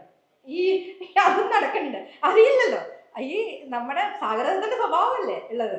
നല്ലൊരു തൊഴിയും വെച്ച് കൊടുക്കുന്നുണ്ട്. എല്ലാവരും കൂടെ അദ്ദേഹത്തെ പിടിച്ച് അവിടെ കിടത്തി. പിന്നെ അദ്ദേഹം എന്തോ അപ്പോൾ ഉറങ്ങി, കുറെ വെള്ളമൊക്കെ കൊടുത്തു, പിന്നെ ഉറങ്ങി എണീറ്റിട്ടും പിന്നെ കണ്ണിരുന്നിട്ട് ഞാൻ എവിടെയാണ്, ആരാണ്, ഒന്നും മനസ്സിലാവുന്നില്ല. എന്നിട്ട് അദ്ദേഹം പുറത്തു വന്ന് നോക്കുമ്പോൾ ഒരാശ്രമം, പരിസരം, കുറെ എന്താണ് ഏതാണ് ഒന്നും മനസ്സിലാവാണ്ട് ഒന്ന് സമാധാനമായി അവിടെ ഇരുന്ന്. പക്ഷെ ആശ്രമത്തിന്റെ പുറത്ത് വരുമ്പോൾ ഈ വേദസ്മൃതി നദി കാണുന്നു. വളരെ ശാന്തമായ, പതുക്കെ സമാധാനപ്പെട്ടു തുടങ്ങി, ശാന്തനായി. ഇവിടെ നമ്മുടെ ജാജലിയാണെങ്കിൽ ഒരു നിവൃത്തിയില്ല, മായാവതിയുടെ കൂടെ അങ്ങനെ സന്തോഷത്തിൽ ആടി ഒരു കാമകേളികളും എല്ലാം നടക്കുകയാണ് അവിടെ. അപ്പൊ ഇതിൻ്റെ ഇടയ്ക്ക് ഈ പഴയ പണ്ടുണ്ടായ സാഗരദത്തൻ ചൂത് വലിക്ക് പോവുകയായിരുന്നു. അപ്പൊ അതിൽ ഈ പറയുന്നത് സാഗരദത്തൻ എന്ന് വെച്ചാൽ ജാജലി മഹർഷി കയറി മായാവതിയുടെ കൂടെ പോയപ്പോൾ വ്യാപാരം കൂടെ ശ്രദ്ധിക്കാതെയായി. മുഴുവൻ എല്ലാ സമയവും മായാവതിയുടെ കൂടെ ആണ്. അപ്പൊ വ്യാപാരം ശ്രദ്ധിച്ചില്ല, ഒന്നും ശ്രദ്ധിക്കുന്നില്ല. അങ്ങനെ ഇരിക്കുമ്പോൾ ഇദ്ദേഹം ചൂത് കളിക്കായിരുന്നു സാഗരദത്തൻ. അപ്പോൾ ചൂത് കളിക്കുക ഒരാൾ ഇങ്ങനെ പോകുമ്പോൾ ചൂതിന് വിളിച്ചു. അപ്പൊ ചൂതിന് വിളിച്ചപ്പോൾ അയാൾ പറഞ്ഞു, ഉദയനൻ അവിടെ ചൂത് കളിക്കുന്നുണ്ട്. അപ്പൊ പക്ഷേ ഞാൻ എൻ്റെ എല്ലാം പോയി, ഉദയനന്റെ അടുത്ത് മുഴുവനും തോറ്റുപോയി, ഇപ്പൊ കാണാറില്ലല്ലോ, നിങ്ങൾ ഒന്ന് എൻ്റെ കൂടെ വരൂ ചൂത് കളിക്കാൻ. അപ്പോഴാണ് എങ്ങനെയാണ് ജാജലി മാറുന്നതെന്ന് ഉദയനൻ എന്ന് കേട്ടപ്പോൾ ജാജലിക്ക് ശരി, അപ്പൊ അവിടെ ഒരു കുത്തു കൊടുക്കാം. ഉദയനൻ കിട്ടിയില്ലല്ലോ ഉദയനൻ.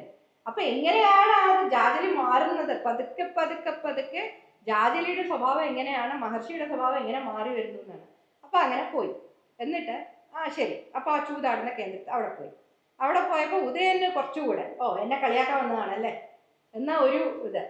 അപ്പോൾ അപ്പൊ അവര് തമ്മിൽ അപ്പൊ ഇങ്ങനെ പറഞ്ഞു, ഇങ്ങേർക്ക് അറിയില്ലല്ലോ, ചൂത് കളിക്കാൻ അറിയില്ല. അപ്പൊ പറഞ്ഞു എനിക്ക് പകരം ഇയാള് കളിക്കും എന്ന് പറഞ്ഞു.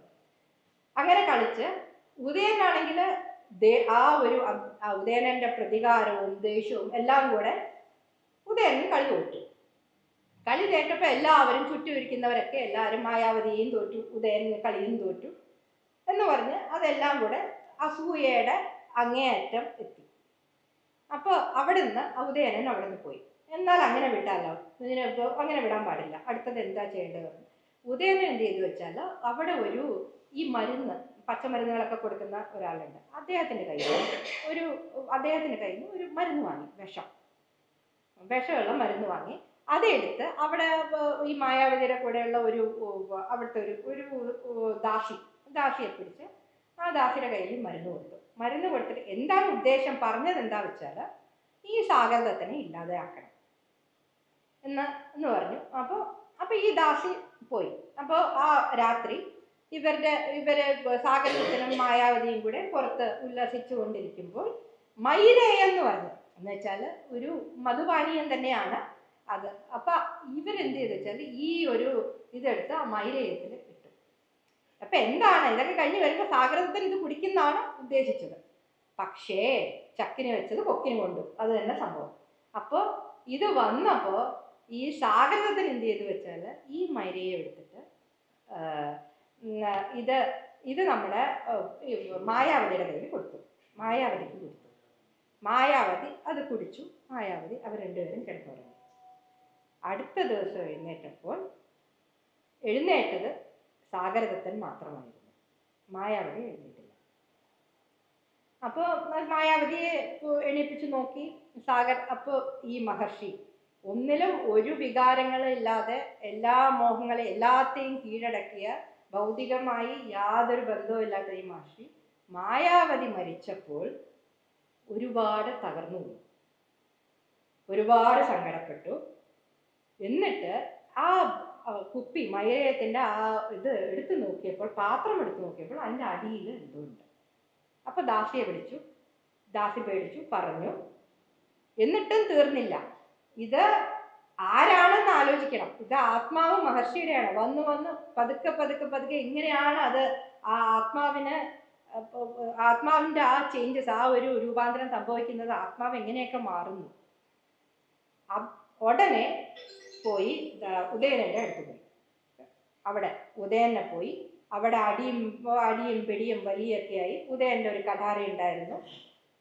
അപ്പൊ ഈ കഠാര തെറിച്ച് വീണു. സാഗരദത്തൻ ആ കഠാര എടുത്ത് ഉദയനെ കുത്തി മരിച്ചു. ആ കുത്തിയപ്പോൾ അവിടുന്ന് കുറച്ച് രക്തത്തുള്ളികൾ ഇദ്ദേഹത്തിന്റെ മുഖത്ത് തെറിച്ചു, മേലൊക്കെ തെറിച്ചു. ആ രക്തത്തുള്ളികൾ മേത്ത് തെറിച്ചപ്പോൾ അപ്പോഴാണ് അദ്ദേഹത്തിന് ആ ബോധോദയം വന്നത്. താൻ ആരാണ്? ഞാൻ ജാജലി, ഒരു മഹർഷിയാണ്. ഇതുവരെ ഏതറ്റം വരെ പോയി ഒരാളെ കൊല്ലുന്ന അത്രയും, ഒരു മനുഷ്യജീവനെ ഇല്ലാതാക്കുന്ന അത്രയും അതുവരയ്ക്ക് എത്തി. എന്താണ് കാരണം? ഈ കാമത്തിൽ മോഹിതനായി അതിൽ കൂടെ പോയി ആ സഞ്ചാരപാതയൊക്കെ മാറി അങ്ങനെ അദ്ദേഹം അതുവരെ എത്തി. അപ്പോഴാണ് അദ്ദേഹത്തിന് അങ്ങനെ ഒരു ചിന്തയുണ്ടാകുന്നത്, എവിടെ ഞാൻ മഹർഷിയാണ്, എവിടെ വരെ എത്തി. അപ്പൊ ഈ അവിടെ നമ്മുടെ ജാജലി മഹർഷി ഉണ്ടല്ലോ, ജാജലി മഹർഷിയുടെ ഇതിൽ കയറിയ സാഗരദത്തൻ അദ്ദേഹം പുറത്തു വന്നു. അവിടെ വന്നപ്പോൾ അദ്ദേഹത്തിന് വേദം അറിയില്ല, ഉപനിഷത്തും അറിയില്ല, ഒന്നുമില്ല. ഓരോരുത്തരായി ശിഷ്യന്മാരൊക്കെ വിട്ടുപോയി. പക്ഷേ ആ ആശ്രമത്തിന്റെ ശാന്തിയും സമാധാനവും പതുക്കെ ആ നാഗരികനായ സാഗരദത്തനെ പതുക്കെ അത് മാറ്റിയെടുത്തു. അപ്പൊ അദ്ദേഹം ഒരു ശാന്തതയാണ് അദ്ദേഹം അനുഭവിക്കുന്നത് ആശ്രമത്തിൽ. അപ്പൊ അദ്ദേഹം ആലോചിക്കുന്നു, അവിടെ ഒന്നും കിട്ടാത്ത ശാന്തത, നഗരത്തിൽ കിട്ടാത്ത ശാന്തത ഈ ആശ്രമത്തിൽ അദ്ദേഹത്തിന് കിട്ടുന്നുണ്ട്. അപ്പൊ അദ്ദേഹത്തിന്റെ അവസാനം ഏറ്റവും പ്രിയപ്പെട്ട ശിഷ്യനായ ഉപവർഷനം അവസാനം കണ്ണീരോടെ വന്നിട്ട് പറയുന്നുണ്ട്, എന്തു പറ്റി? എനിക്ക് എല്ലാവരും പോയി, ഞാൻ വിദ്യയ്ക്ക് വേണ്ടിയാണ്, എനിക്ക് കൂടുതൽ പഠിക്കാൻ വേണ്ടിയാണ് ഞാൻ അങ്ങയുടെ അടുത്ത് വന്നത്. പക്ഷേ ഇപ്പോൾ എനിക്ക് കിട്ടുന്നില്ല, അങ്ങേക്ക് എന്തു പറ്റി എന്ന് പറഞ്ഞ് കണ്ണീരോടുകൂടി. അപ്പോ ഇദ്ദേഹം അനുമതി കൊടുക്കുകയാണ്, അനുമതി കൊടുത്തു പോവാൻ. പക്ഷെ പിന്നെ ആ ആശ്രമത്തിൽ വേറെ ആരുമില്ല. ഇദ്ദേഹം ഇപ്പോൾ സാഗരദത്തന്റെ ആത്മാവ് കയറിയ ജാജരി മഹർഷി അദ്ദേഹം പറഞ്ഞു, എങ്കിലും ആ ആശ്രമത്തിലെ മൃഗങ്ങളും പക്ഷികളും എല്ലാം, ആ പക്ഷികൾക്ക് തിനയൊക്കെ കൊടുത്ത്, ആശ്രമത്തിലെ മൃഗങ്ങൾക്ക് പുല്ലും മാനിന് പുല്ലും ഒക്കെ കൊടുത്ത് ഒരു സന്തോഷത്തോടെ സമാധാനത്തോടെ നഗരത്തിൽ കിട്ടാത്ത ശാന്തിയോടെ അദ്ദേഹം അവിടെ ജീവിക്കും. അപ്പൊ ഇദ്ദേഹം ഇവിടെയാണെങ്കിൽ ജാജരി മഹർഷി മറ്റേ സാഗരദത്തൻ മനസ്സിലായി അദ്ദേഹത്തിന് ജാജരി മഹർഷിയുടെ വന്നു.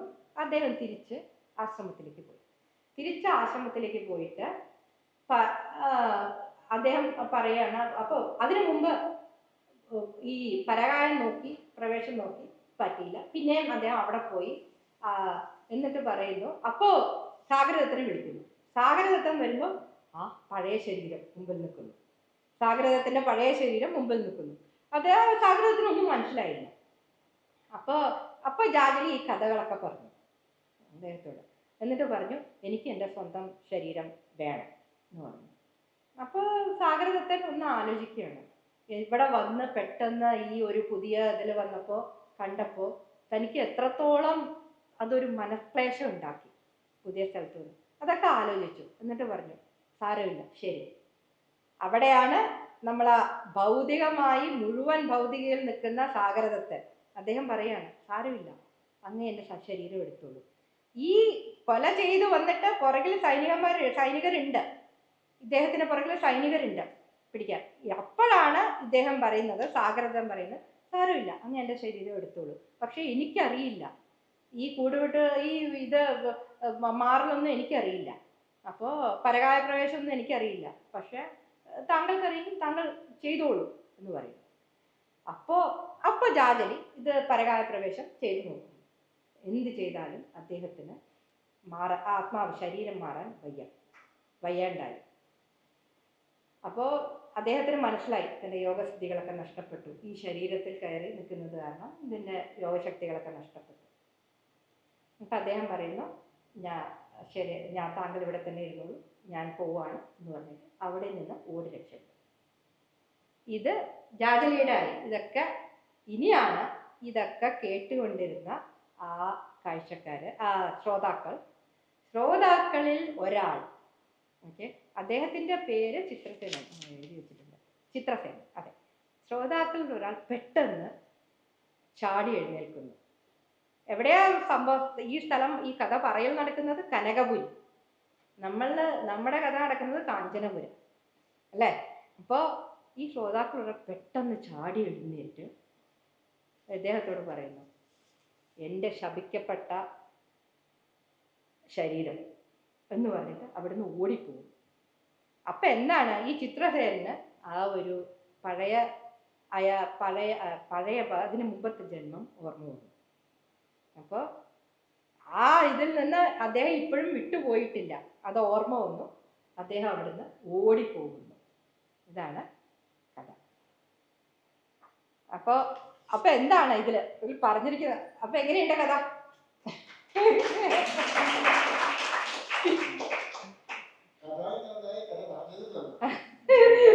അല്ല, ഇതൊരു രസകരമായ, അതിലിങ്ങനെ അദ്ദേഹം നമ്മളെ കൈപിടിച്ചു കൊണ്ടുപോവാണ് ഈ കഥയിലൂടെ. ഒരു നല്ല രസമാണ് അത് വായിക്കാൻ. അതിങ്ങനെ വായിച്ചു പോകുമ്പോൾ പിന്നെ ഒറ്റയെഴുപ്പിൽ വായിച്ചു തീർക്കും. അതെടുത്താൽ നമ്മൾ താഴെ വെക്കില്ല, ഒറ്റയെഴുപ്പിൽ വായിച്ചു തീർക്കും. ഇനി ഇപ്പൊ കഥാസംഗ്രഹം കഴിഞ്ഞു. ഇനി ഇതില്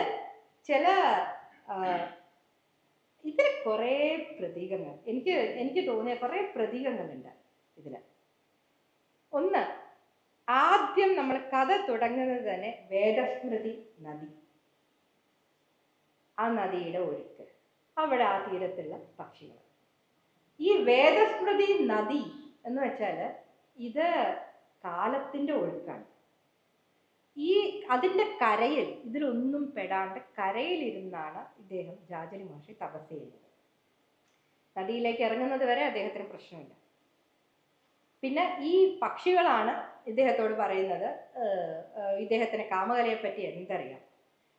അപ്പോൾ ഈ പക്ഷികൾ എന്താന്ന് വെച്ചാൽ ശരിക്കു പറഞ്ഞാൽ ഇദ്ദേഹത്തിൻ്റെ ഉള്ളിലുള്ള മനസാക്ഷിയുടെ ശബ്ദമാണ്.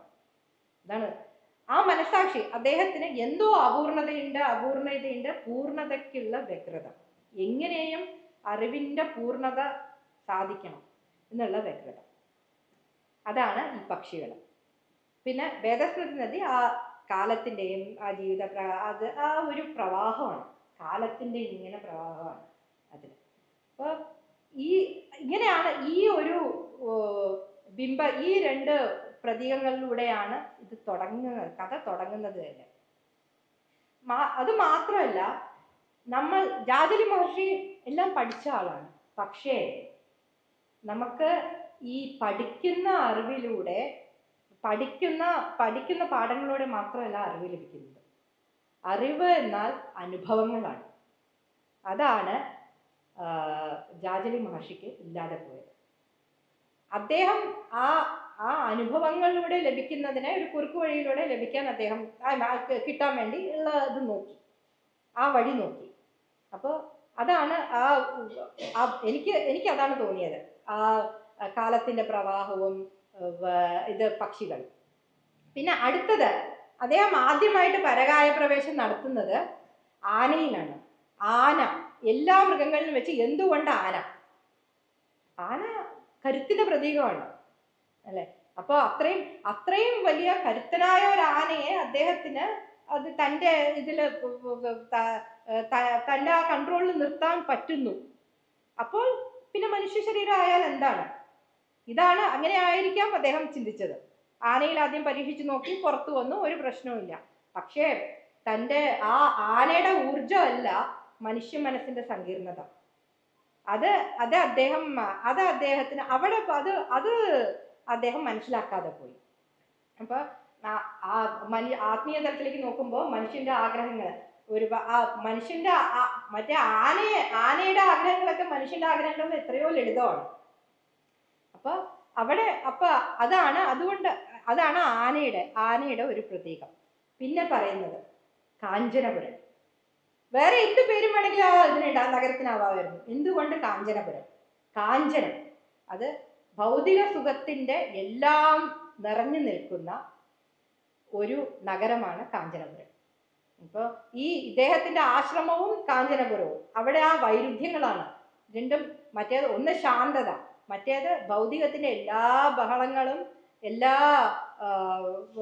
അതിന്റെ മോഹങ്ങളും മോഹഭംഗങ്ങളും അസൂയ എല്ലാം ഉള്ള ഒരു നഗരമാണ്. എല്ലാം ഉള്ള നഗരമാണ് കാഞ്ചനപുരം. പിന്നെ അത് ആ ഒരു വൈരുദ്ധ്യം അദ്ദേഹം എടുത്തു കാട്ടുന്നുണ്ട്. പിന്നെ നമ്മളിപ്പോൾ ആദ്യം പറഞ്ഞ പോയിന്റ്, ശരീരം ഒരു തടവറ. നമ്മുടെ ഭാരതീയ തത്വശാസ്ത്രത്തില് ശരീരം എന്നാൽ നമ്മൾ പറഞ്ഞല്ലോ അല്ലെ, ആത്മാവിന്റെ ഒരു ഉടുപ്പാണ്. അത് അഴിച്ച് മാറ്റിയിട്ട് ആത്മാവ് പോകുന്നു. പക്ഷേ ഇവിടെ അങ്ങനെയല്ല സംഭവിച്ചത്. ഇദ്ദേഹം സാഗരദത്തന്റെ ശരീരത്തിൽ കയറിയതോടെ ആ ശരീരത്തിന് ചില ആവശ്യങ്ങൾ ഉണ്ടായിരുന്നു. അതിലൂടെയാണ് ഇദ്ദേഹം പോകുന്നത്. അവസാനമാണ് അദ്ദേഹം അത് മനസ്സിലാക്കുന്നത്. അപ്പൊ അതേപോലെ തന്നെ ജാജലി മഹർഷിയുടെ ശരീരം, അതിന്റെ ആവശ്യങ്ങൾ വേറെയാണ് സാഗരത്തിന്റെ. അപ്പോ ഈ സാഗരത്തിന്റെ ആത്മാവ് ആ ശരീരത്തിൽ കയറിയാലും ആ ശരീരത്തിന്റെ കുറെ ആവശ്യങ്ങൾ വേറെയായിരുന്നു. അതുപോലെ തന്നെ ആ ആത്മാവ് രൂപാന്തരം. അപ്പോൾ ആ പാത്രത്തിന്, ശരീരം ഒരു വസ്ത്രം അല്ലെങ്കിൽ ഒരു പാത്രമായാലും ആ പാത്രം എത്രത്തോളം പ്രാധാന്യമുള്ളതാണ്. ഇതാണ് നമ്മൾ പറയുന്നത്. നല്ല ഒരു നല്ല ആത്മാവിനെ നമുക്ക് പുഷ്ടിപ്പെടുത്താൻ വേണ്ടിയിട്ട് നമുക്ക് ശരീരത്തിനെയും നോക്കണം. ശരീരം കണ്ടത് അതാണ് മഹർഷിമാരുടെ ജീവിതചര്യയൊക്കെ. ആ ജീവിതചര്യകൾ കൂടെ പോകുമ്പോൾ നമ്മുടെ എൻവയോൺമെന്റ്, നമുക്ക് ചുറ്റുമുള്ള അത് എത്രത്തോളം ഓരോരുത്തരെയും നമ്മളെ അഫക്റ്റ് ചെയ്യുന്നു എന്നുള്ളത് അത് വളരെ പ്രധാനപ്പെട്ട ഒരു കാര്യമാണ്. അപ്പോൾ ആ ശരീരം, അതാണ് പറയുന്നത്, നമ്മൾ ശരീരം പാത്രമായാലും ആ ശരീരത്തിന് നമ്മൾ എത്രത്തോളം ഒരു ക്ഷേത്രം പോലെ. പണ്ട് നമ്മൾ ഈ പലതിനും പറയല്ലോ ക്ഷേത്രം എന്നാൽ കർമ്മഭൂമിയാണ് അല്ലെ? നമ്മൾ ഇതിലൊക്കെ സഹസ്രനാമത്തിലൊക്കെ വരും ക്ഷേത്രം ക്ഷേത്രജ്ഞ ഏവച എന്നൊക്കെ പറഞ്ഞ് വരും. ക്ഷേത്രപാലിനി അല്ലേ, നമ്മൾ ലളിതാസഹസ്രം. ക്ഷേത്രം എന്നാൽ അത് കർമ്മഭൂമി. അപ്പോൾ അതിന് നമ്മുടെയൊക്കെ കർമ്മഭൂമി തന്നെയാണ് ശരീരം, അതിൻ്റെ ഭാഗമാണ്. അപ്പോൾ അതിനെ അത്രത്തോളം നമ്മൾ ആ റെസ്പെക്റ്റോടു കൂടി അതിനെ പരിപാലിക്കണം. അതാണ്. അപ്പോൾ അതാണ് ഈ ശരീരം, അത് അദ്ദേഹത്തിൻ്റെ ഒരു തടവറയായിപ്പോയി. അപ്പോൾ അതാണ് ഒരു നമ്മൾ ഒരു ക്വസ്റ്റ്യൻ മാർക്ക്, അവിടെ ഒരു ചോദ്യചിഹ്നമുണ്ട്. പിന്നെ പറയുന്നത് നദിയും നഗരവും. നദി അല്ലെങ്കിൽ ആ ആശ്രമം നമ്മൾ പറഞ്ഞല്ലോ, അതിന് 2 വൈരുദ്ധ്യങ്ങൾ, അതിൻ്റെ ആത്മീയതയും ഭൗതികതയും അതിൻ്റെ വൈരുദ്ധ്യം. പിന്നെ വേറൊരു സ്ഥലം, ഇപ്പം നമ്മൾ വിക്ക പറഞ്ഞ പോലെ പരകായ പ്രവേശം. ഈ പരകായ പ്രവേശം, പരകായ പ്രവേശം നടന്നു കഴിഞ്ഞാൽ ഇപ്പം നമുക്ക് പറയാൻ പറ്റുമോ ആരാണ് ജാജലി, ആരാണ് സാഗരദത്തൻ? ഈ ഒരു സംഭവം, ഈ പരകായ പ്രവേശം നടക്കുമ്പോൾ നമുക്ക് പറയാൻ സാധിക്കും ആരാണ് ജാജലി എന്ന്. അവിടെയാണ് ആ സത്വത്തിൻ്റെ, നമ്മളിപ്പോൾ നമ്മളെ പേര് വിളിക്കുമ്പോൾ എന്നെ ഉമാന്ന് വിളിച്ചാൽ എൻ്റെ ശരീരത്തെയാണോ ഉമാന്ന് വിളിക്കുന്നത്, അല്ല ആത്മാവിനെയാണോ? അവിടെയാണ് അവിടെയാണ് നമുക്ക് ഡിബേറ്റബിൾ പോയിന്റ് ആയിട്ട് ഉള്ളത്. അപ്പോൾ പണ്ട് നമ്മുടെ ഇതിലൊരു കഥയുണ്ടായിരുന്നല്ലോ, പറയപ്പെട്ട പന്തരവലത്തിൻ്റെ ഇത് മുമ്പിൽ വന്ന് നിൽക്കുമ്പോൾ, നമ്മുടെ പറയപ്പെട്ട പന്തരവലത്തിൻ്റെ അതിൽ ആ മുമ്പിൽ വന്ന് നിൽക്കുമ്പോൾ ചാത്തനല്ലേ, ചാത്തൻ മുമ്പിൽ വന്ന് ഒരു ബ്രാഹ്മണന്റെ മുമ്പിൽ പോയി നിൽക്കും. അപ്പോൾ മുമ്പിൽ വന്ന് നിൽക്കുമ്പോൾ അപ്പം പറയും, അല്ല ചാത്തനല്ല, അല്ല സാക്ഷാൽ ശിവൻ തന്നെ ഒരു അതെ, അവിടെ വന്ന് ചണ്ടാലന്റെ വേഷത്തിൽ വന്ന് നിൽക്കുമ്പോൾ അദ്ദേഹം, എനിക്കിപ്പോൾ ഇത് പറഞ്ഞു വന്നപ്പോഴാണ് അത് ഓർമ്മ വന്നത്, ചണ്ടാലന്റെ വേഷത്തിൽ വന്ന് നിൽക്കുമ്പോൾ പറയും, അപ്പം ഇങ്ങനെ നമ്പൂരിപ്പാട് പറയും മാറി നിൽക്കൂ പറയും. അപ്പം ഈ ചണ്ടാലന്റെ വേഷത്തിൽ നിൽക്കുന്ന ശിവൻ ചോദിക്കും, എന്താണ്, ഞാൻ എൻ്റെ ദേഹത്തെയാണോ മാറ്റേണ്ടത്, അല്ല ആത്മാവിനെയാണോ, ആരെയാണോ മാറ്റേണ്ടത് എന്ന്. അപ്പോൾ എനിക്കിപ്പോൾ ഇത് പറഞ്ഞു വന്നപ്പോഴാണ് അതെൻ്റെ ഓർമ്മയിൽ വന്നത്. ശങ്കരാചാര്യ കഥയാണോ? ശരി, ശങ്കരാചാര്യ.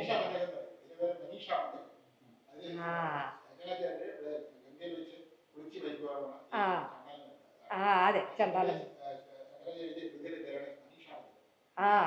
ശരി. അപ്പോൾ അങ്ങനെയാണ്. അപ്പോൾ എനിക്കിപ്പോൾ ഇത് പറഞ്ഞു വന്നപ്പോഴാണ് എനിക്കത് ഓർമ്മ വരുന്നത്, വഴിയിൽ നിന്ന് മാറാൻ ആത്മാവും ശരീരവും. അപ്പോൾ അതുപോലെ തന്നെയാണ് ഇവിടെയും. നമുക്ക് എന്താണ് എന്ന് പറയാൻ നമുക്ക് പറയാൻ പറ്റില്ല, നമുക്ക് തീർത്ത് പറയാനാവില്ല അത്.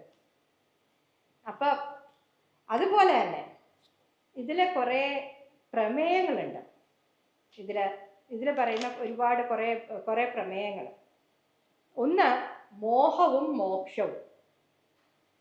അത് ഇപ്പോൾ ഇദ്ദേഹം മോക്ഷം എന്നത് പൂർണ്ണതയിലേക്കാണ് എന്നാണ് അദ്ദേഹം.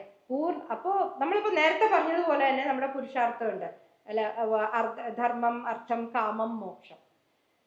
ഈ മോക്ഷത്തിലേക്ക് എത്താൻ നമ്മൾ ഈ അർത്ഥവും ധർമ്മം, അർത്ഥം, കാമം ഇത് കഴിഞ്ഞിട്ടേ പോവാം ആ മോക്ഷത്തിലേക്ക് എത്തുള്ളൂ. അതെന്താ വെച്ചാൽ ഈ ധർമ്മത്തിലൂന്നിയ അർത്ഥവും കാമവും, ധർമ്മത്തിലുള്ള കാമവും, അത് മാത്രമേ മോക്ഷത്തിലെത്തുള്ളൂ. മാത്രമല്ല മോഹങ്ങളെ അതിജീവിക്കാൻ അറിയണം. അതാണ് ജാജലി മഹർഷിക്ക് പറ്റിയത്. അദ്ദേഹം മോഹങ്ങളെ കുറിച്ച് അറിയാൻ വേണ്ടി അത് നോക്കി, പക്ഷേ അദ്ദേഹത്തിന് അത് അതിജീവിക്കാൻ, മോഹങ്ങളുടെ ആ ഒരു മോഹച്ചുഴിയിൽ അദ്ദേഹം പെട്ടുപോയി. അതിനെ അതിജീവിക്കാൻ അദ്ദേഹത്തിനായില്ല. അതാണ് അദ്ദേഹം ആ മോക്ഷപ്രാപ്തിയിലേക്ക് എത്താതിരുന്നത്. പിന്നെ ആത്മാവും ശരീരവും. ആത്മാവ് ശരീരത്തിന് അതീതമാണോ? അതൊരു ചോദ്യം ഇവിടെ വരുന്നുണ്ട്. ശരീരത്തിന് അതീതമാണോ? ശരീരം ആത്മാവിനെ സ്വാധീനിക്കുന്നുണ്ടോ? ഇല്ലെങ്കിൽ നമ്മൾ ചുറ്റുമിരിക്കുന്ന ആ ഒരു എൻവയോൺമെന്റ് അത് ആത്മാവിനെ സ്വാധീനിക്കുന്നുണ്ടോ? ഇതൊക്കെയാണ് ഇതൊക്കെയാണ് ഇവിടെ ചോദ്യം ചെയ്യപ്പെടുന്നത്. ആത്മാവും ശരീരവും വെവ്വേറെയാണോ, ഒരുപോലെ തന്നെ അതിനെ എങ്ങനെയാണ് ആത്മാവിനെയും ശരീരത്തെയും നമ്മൾ കാണേണ്ടത്? പിന്നെ അതില്ലാണ്ട് പിന്നെ കർമ്മവും ശിക്ഷയും. ഇതാണ്, ഒരു മിനിറ്റ്,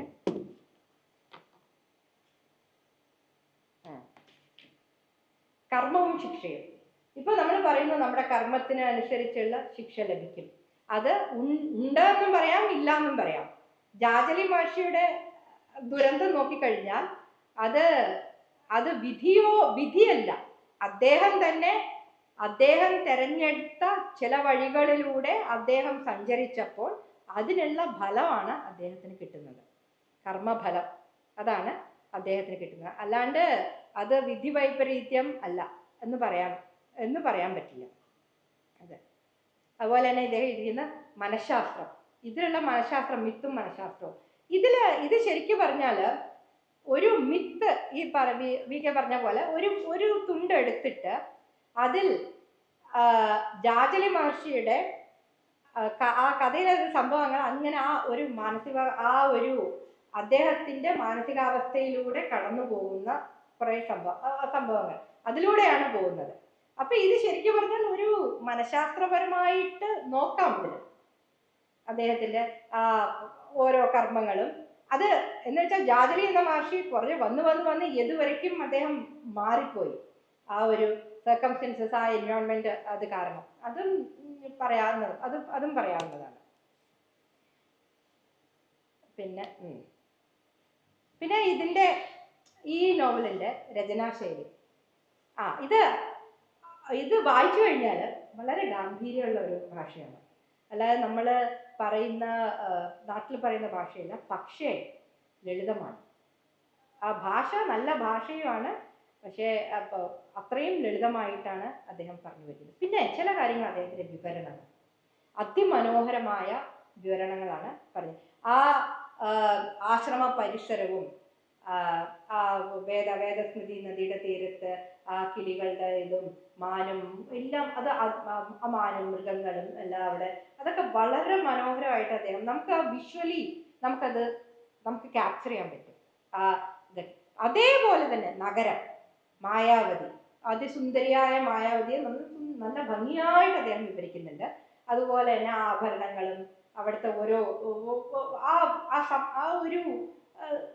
ഒരു ശോഭയും, നഗരത്തിന്റെ ശോഭയും, അതുപോലെ തന്നെ നഗരത്തിൽ നടക്കുന്ന പ്രതികാരം എല്ലാം തന്നെ അതിമനോഹരമായി അദ്ദേഹം വിവരിച്ചിട്ടുണ്ട്.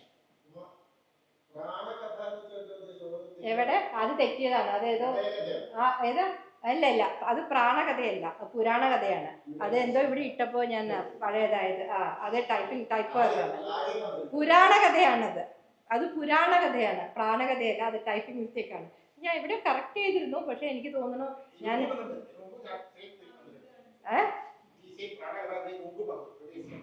അത് ശരി. അപ്പൊ 2 സ്ഥലത്ത് വന്നിട്ടുണ്ട്. എവിടെയോ ഞാൻ കറക്റ്റ് ചെയ്തിട്ടിട്ടുണ്ട്. ഓക്കെ. പുരാണ കഥയാണ് കേട്ടോ, അത് പുരാണ കഥയാണ്. പിന്നെ ഇത് 1990-കളിൽ വന്ന ഒരു കുറെ മാറ്റം അതില് ഇതുണ്ട്. പിന്നെ ഇതിലും പ്രാണകഥ എന്നിട്ടുണ്ട്. പരമ്പരാഗത അത് പുരാണ കഥകളാണ്. പിന്നെ മനുഷ്യന്റെ ആന്തരിക സംഘർഷത്തെ പ്രതിഫലിപ്പിക്കുന്നു. ഇതൊക്കെ നമ്മൾ പറഞ്ഞതാണ്. മിത്തും യാഥാർത്ഥ്യവും. അത് ഏതാണ്? ഇത് മിത്തും യാഥാർത്ഥ്യവുമാണ്. ഇതിലും അതേപോലെ ഉണ്ട്. ഈ പരകായ പ്രവേശം ഇതൊക്കെ ഒരു മിത്താണ്. പക്ഷേ അത് മനുഷ്യന്റെ ജീവിതശൈലി, അതിലൊരു യാഥാർത്ഥ്യമാണ് ജീവിതശൈലി എന്നത്. ഇത് രണ്ടും കൂടെ ഒന്ന് സമന്വയിപ്പിച്ച് പോകുന്നുണ്ട്.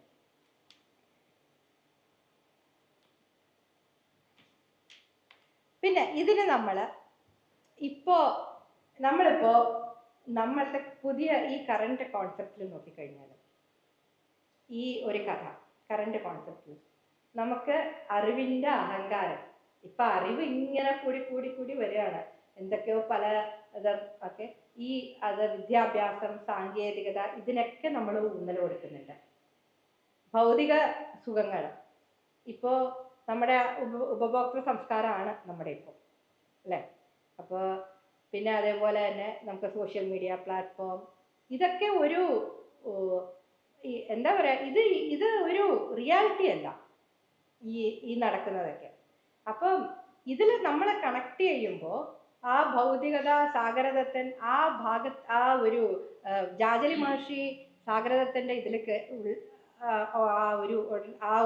ദേഹത്തില് ശരീരത്തിൽ കയറി അദ്ദേഹത്തിന്റെ പോകുന്നതൊക്കെ നമ്മുടെ ഈ ഒരു വെർച്വൽ ഇതില് നമ്മുടെ സോഷ്യൽ മീഡിയയിലൊക്കെ ഉണ്ട് അല്ലേ? ഇത് ഒരു റിയാലിറ്റി അല്ല. പലരും പലതും കാണുന്നതല്ല സത്യം, പുറത്ത് കാണുന്നതല്ല അകത്തുള്ളത്. അതെങ്ങനെ എവിടെയൊക്കെയോ വലിച്ചുകൊണ്ട് പോകുന്നു. അത് നമുക്ക് കണക്ട് ചെയ്ത് നോക്കാം. അത് ഇപ്പോഴും റെലവെന്റ് ആണ് എന്ന് തോന്നുന്നു. അപ്പൊ ആ ആത്മീയത അതിൽ എത്രത്തോളം ഉപകാരം, ആത്മീയത എന്ന് വെച്ചാലല്ല. പിന്നെ ഒരു കാര്യം, ഇത് അന്ന് ഞാൻ വി കെയോടെ സംസാരിച്ചപ്പോൾ നമ്മൾ പറഞ്ഞതാണ്, ആത്മീയതയും ഈ നമ്മുടെ ഈ മതവും ഇല്ലെങ്കിൽ മതാനുഷ്ഠാനങ്ങളും അതിലെത്രത്തോളം ആത്മീയത വേറെ, അത് ഒരു സ്പിരിച്വാലിറ്റിയാണ്. ഇതിലേക്ക് കൊണ്ടുപോകുന്നതാണ് ബാക്കിയെല്ലാം. അതൊരു ഫേസാണ്, ഒരു ലെവലാണ് ആത്മീയത.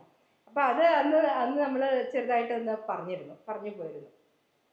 പിന്നെ ഇതില് നമ്മുടെ പിന്നെ വേറൊരു കാര്യം എന്താ വെച്ചാൽ, ഈ പരകായ പ്രവേശം അതൊരു വെർച്വൽ ഐഡന്റിറ്റിയാണ്. അത് റിയാലിറ്റി അല്ല, റിയൽ ഐഡന്റിറ്റി അല്ല, ഒരു വെർച്വൽ ഐഡന്റിറ്റിയാണ്. അപ്പോൾ അതിനെ തൊട്ടാണ് പോകുന്നത്. നമുക്കപ്പോൾ ഇതിനെ കമ്പയർ ചെയ്യാം. പിന്നെ നമ്മുടെ സംസ്കാരം, ഇപ്പോഴത്തെ സംസ്കാരം, ഉപഭോക്തൃ സംസ്കാരം എല്ലാം അത് തന്നെയാണ്, നാഗരികതയിൽ ചേർന്ന് കിടക്കുന്നവരാണ്. പിന്നെ അതെല്ലാം കൂടാണ്ട് ഉള്ള ഒരു മാനസികാരോഗ്യം. അപ്പോൾ ഇതെല്ലാം കൂടി ചേർന്ന് ഇപ്പോഴും ഇന്നത്തെ കാലത്തും പ്രസക്തമാണ് ഇത്. പിന്നെ ഇതാണ് ജാജലിയുടെ കഥ. ഒരു മുന്നറിയിപ്പാണ് പൂർണ്ണതയുടെ. നമ്മളെല്ലാവരും ഇപ്പോഴത്തെ കാലം പോയി കഴിഞ്ഞാൽ നമ്മൾ പൂർണ്ണതയിലേക്കുള്ള അന്വേഷണത്തിനാണ്. പക്ഷേ പൂർണ്ണതയിലേക്കുള്ള അന്വേഷണത്തിന് പോകാം, വഴി തെറ്റാകരുത്. നമ്മൾ ധർമ്മത്തിലൂന്നിയ വഴികളിലൂടെ പൂർണ്ണതയിലേക്കുള്ള അന്വേഷണത്തിൽ പോയാൽ അതിൽ വിജയിക്കും. അത് വഴി വഴിക്കും പ്രാധാന്യമുണ്ട്. എങ്ങനെയാണ് പൂർണ്ണതയിലേക്ക് എത്തുന്നത്? ഇനി അപ്പോൾ കഴിഞ്ഞു അവസാനം ഇതിപ്പോൾ നമ്മളിതൊക്കെ പറഞ്ഞ് നമ്മുടെ ചർച്ചയുടെ അവസാനം എത്തിക്കഴിഞ്ഞു. ഇതൊരു സാധാരണ നോവലല്ല. ഓരോ മനുഷ്യരുടെയും ആ ഒരു മോഹം എന്നതിനെ ചുറ്റിപ്പറ്റിയാണ് ഇതിൻ്റെ കഥ മുഴുവനും ഉരുത്തിരിയുന്നത്. തത്വചിന്താപരമായ ഒരു കഥയാണ് ഇത്. നല്ലൊരു സാഹിത്യ സൃഷ്ടിയാണ്. അതിന് പ്രസക്തിയുണ്ട്, കാലാതീതമായ പ്രസക്തിയുണ്ട്. അതിന് ഒരു പുതിയ അർത്ഥം കൊടുക്കുന്നുണ്ട്. അത് ഓരോ ആത്മാവിന്, പ്രാണന്, ജീവിതത്തിന് ഒരു പുതിയൊരു അർത്ഥം കൊടുക്കുന്ന ഒരു കഥയായിട്ടാണ് എനിക്ക് തോന്നിയത്. പിന്നെ വേറെ പലതും ഉണ്ട് സന്ദേശങ്ങൾ. നമ്മുടെ ഉദയനൻ ഒരു പ്രധാന കഥാപാത്രമാണ്. എന്താ വെച്ചാൽ അസൂയ, അഹങ്കാരം, പ്രതികാരം, ഇതിൻ്റെയൊക്കെ ഒരു മൂർത്തിഭാവമാണ് ഉദയനൻ. ഉദയനന്റെ ചില കൃത്യങ്ങളാണ് ഇതിനെ കഥയെ മുന്നോട്ട് കൊണ്ടുപോകുന്നത്. അതേപോലെ തന്നെ മായാവതി, മോഹത്തിന്റെ, അതൊക്കെ ചേർന്നാണ് കൊണ്ടുപോകുന്നത്. പിന്നെ കർമ്മഫലത്തിന്റെ അനിവാര്യത, ഇതൊക്കെ കർമ്മഫലം, ജാജലിയുടെ കർമ്മത്തിന്റെ ഫലം ജാജലി അനുഭവിച്ചു തന്നെ ചെയ്തു. അപ്പോൾ ഇതാണ് നമ്മുടെ കഥ. ശരി, അപ്പൊ ഇനി താങ്ക് യു.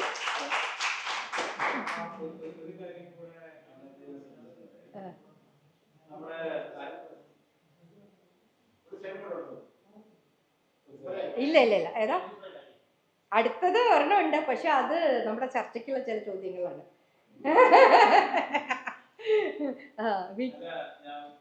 മായാവതി എന്ന് പറഞ്ഞിട്ടുള്ള പേര്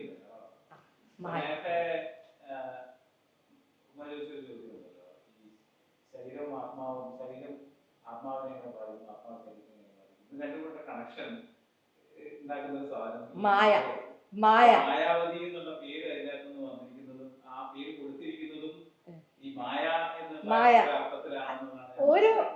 ഓരോ കഥാപാത്രത്തിന്റെ ആ ഒരു പേര് അതുകൂടെ. അതുപോലെ തന്നെ കാഞ്ചനപുരം, ആ പേരുകൾ തന്നെ എനിക്ക് വളരെ ഇതായിട്ട് അതിലെല്ലാത്തിലും ഒരു പ്രതീകം കൊടുത്തിട്ടുണ്ട് അദ്ദേഹം എന്നാണ് എനിക്ക് തോന്നിയത്.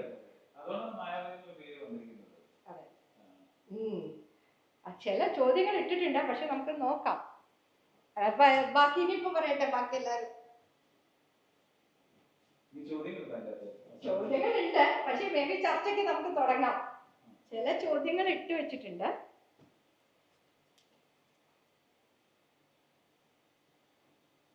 നാലഞ്ച് ചോദ്യങ്ങൾ ഇട്ട് വെച്ചിട്ടുണ്ട്. നമുക്ക് ചില ഒന്ന് ആലോചിക്കാം.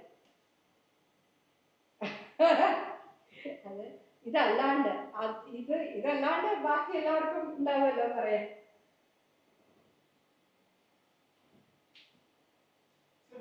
അവസാനത്തെ ചോദ്യം, അഞ്ചാമത്തെ ചോദ്യം, ജാജലിയുടെ ശിക്ഷ ന്യായമാണോ? ജാജലിക്കല്ലേ വലിയ ശിക്ഷ കിട്ടിയത്, അദ്ദേഹത്തിന് കിട്ടിയ ശിക്ഷയല്ലേ അദ്ദേഹത്തിന് മാറിപ്പോകാൻ പറ്റാത്തത്. അപ്പൊ ന്യായമല്ല. അല്ല, നമുക്കറിയില്ല അദ്ദേഹത്തിന് എന്തായാലും അറിയില്ല. അദ്ദേഹം ഓടിപ്പോയി, അദ്ദേഹം അവിടുന്ന് ഓടിപ്പോയി എന്നേ പറയുന്നുള്ളൂ. അറിയില്ല. പിന്നെ അടുത്ത ആ കഥ കേട്ടതിൽ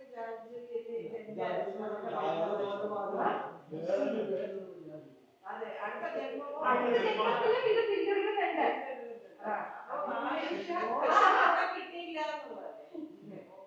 മോക്ഷം കിട്ടിയില്ല. അദ്ദേഹം എന്തിനു വേണ്ടിയാണോ ചെയ്തത്, മോക്ഷത്തിന് വേണ്ടിയാണ് അദ്ദേഹം ചെയ്തത്. പക്ഷെ അത് മോക്ഷം കിട്ടിയില്ല. മരിച്ചു കിടന്ന ഒരു ആനയിനം ഇത് വേണ്ടേ? വെള്ളം കേൾക്കാൻ പറ്റുമോ? ഇത് വേണം, ഇത് വേണം, ഇത് രണ്ടും വേണം. ആദ്യമായിട്ട് ജാജലി ആദ്യമായിട്ട് പരകായ പ്രവേശം ചെയ്ത് പരീക്ഷിച്ചത് മരിച്ചു കിടന്ന ഒരു ആനയിലാണ്. അവിടെ അനുവാദം ചോദിക്കേണ്ട കാര്യമില്ല, ശവമായിരുന്നു. ശവത്തിൽ കയറാനും ഇറങ്ങാനും ഒരു പ്രയാസവുമില്ല. പക്ഷേ മറ്റേ പേരെന്തുവാ, സാഗരദത്തൻ ജീവനുള്ള, കാമവും അതെല്ലാം താല്പര്യമുള്ള പണക്കാരനൊരു മനുഷ്യൻ അനുവാദം ചോദിക്കാതെ അയാളുടെ പരകായ പ്രവേശം ചെയ്യുന്നത് തന്നെ അവിടെ തന്നെ തെറ്റാണ്. കാരണം ആ മനുഷ്യൻ ആശ്രമത്തിൽ വന്ന് കിടന്ന് ജാജലിയുടെ രൂപത്തിൽ കിടന്ന് കഷ്ടപ്പെടുന്ന കണ്ടുണ്ടോ? എന്ത് ഓട്ടം ഓടുന്ന പാവം. അപ്പോൾ അത് തെറ്റല്ലേ? അപ്പോൾ അവിടെ തന്നെ ജാജലി തെറ്റ് ചെയ്ത് കഴിഞ്ഞു. അനുവാദം ചോദിക്കാതെ മറ്റൊരുവൻ്റെ മനുഷ്യ ശരീരത്തിൽ കയറുക. കാരണം മറ്റൊരുവൻ്റെ ശരീരത്തിൽ കയറി കഴിഞ്ഞാൽ, പഴയ സത്യത്തിൽ പറഞ്ഞാൽ നമ്മൾ ഇത് പരമാത്മാവ്, ജീവാത്മാവ്, മനസ്സ്, ശരീരം, ഈ പരകായപ്രയോഗം ചെയ്യുമ്പോൾ ഞാൻ വായിച്ച് മനസ്സിലായത് ഈ ജീവാത്മാവും മനസ്സും ഒന്നിച്ചു പോകും. കാരണം ജീവാത്മാവാണ് സാക്ഷി. നിങ്ങൾ ചെയ്യുന്ന എല്ലാ പ്രവൃത്തികളുടെയും മനസ്സും ശരീരവും ചെയ്യുന്ന പ്രവൃത്തികളുടെ സാക്ഷിയായിട്ട് നിൽക്കുന്നത് ജീവാത്മാവാണ്. അപ്പോൾ ഇത് രണ്ടും കൂടെ പോയിട്ടുണ്ട് അവിടെ. അതുകൊണ്ട് ഇയാൾ ചെയ്യുന്ന തെറ്റുകളെല്ലാം വ്യക്തമായിട്ട് മനസ്സിലാകും. പിന്നെ വേറൊരു കാര്യം, ഒരു രസകരമായൊരു കാര്യം, നല്ല കാര്യമാണ്. അയാൾ മോശം വഴിയിൽ പോയിരുന്ന ആളെ ശരിക്കും ഈ ശരീരത്തിലേക്ക് കൊണ്ടുവന്നിട്ട് അയാൾ നല്ല വഴി കാണിച്ചു കൊടുക്കണം. ഇല്ല, പക്ഷെ അയാൾക്ക് മനസ്സിലാകുന്നില്ല.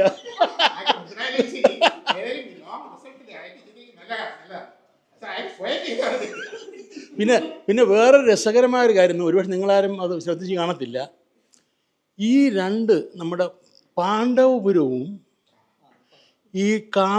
ഇത് നമ്മുടെ ഈ കാമമോഹിതവും രണ്ട് കുറേ സാമ്യത ഞാൻ പറഞ്ഞുതരാം, സാമ്യമുള്ള കാര്യങ്ങൾ. അതായത് പാണ്ഡവപുരം എന്ന് പറയുന്നത് ദേവി ഭാവനയിൽ കണ്ട ഒരു സ്ഥലമാണ്. അവിടെയും ഈ സെക്സിൻ്റെ അതിപ്രസരമുള്ളൊരു സ്ഥലമാണ്. ജാരന്മാർ പെണ്ണുങ്ങൾ പിറകെ ഓടുന്ന, അവർക്ക് സ്ത്രീകൾക്ക് വളരെ പ്രാധാന്യം കൊടുക്കുന്നൊരു സ്ഥലം പാണ്ഡവപുരം. എന്നിട്ട് ആ ഭാവനയിൽ ഉണ്ടാക്കിയ പാണ്ഡവപുരത്ത് നിന്ന് വെളിയിൽ വരാൻ കഴിയാതെ വർത്തമാനകാലവും പാണ്ഡവപുരമായിത്തീരുന്ന ആയിപ്പോകുന്ന ദേവി. ഇതിവിടെ കാഞ്ചനപുരം എന്ന് പറയുന്നു. അവിടെയും നമ്മൾ കേൾക്കുന്ന വേശ്യകളും ഗണികകളും പണക്കാരും ഗാംബ്ലിങ്ങും ഒക്കെ ഉള്ള ഒരു സ്ഥലം. അവിടെയും സെക്സിൻ്റെ അതിപ്രസരമുള്ളൊരു സ്ഥലമാണ്. അവിടെ നമ്മുടെ ജാജലി മഹർഷി ചെന്ന് പെടുന്നു അവിടുത്തെ കാര്യങ്ങൾ ആസ്വദിക്കാൻ വേണ്ടി. പക്ഷേ തിരിച്ചു വരാൻ പറ്റാതെ അവിടെ മുങ്ങിപ്പോകുന്നു. അതിൽ ദേവി എങ്ങനെ അവിടെ പെട്ടുപോയോ, പാണ്ഡവർ എന്ന് പറയുന്ന ആ ഭാവനാലോകത്ത് പെട്ടുപോയോ, അതുപോലെ തന്നെയാണ് ജാജരി മഹർഷി അവിടെ ചെന്നിട്ട് വെളിയിൽ വരാൻ വയ്യാതെ അങ്ങ് പെട്ടുപോയി.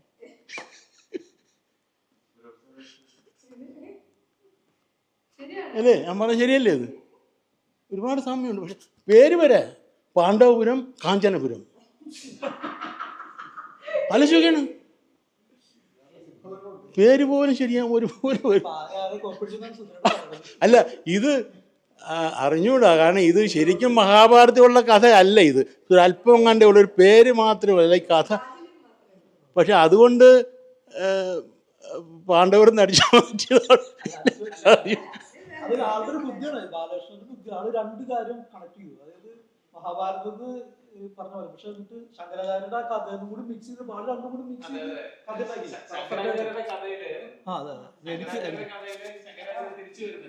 അതെ അതെ അതെ.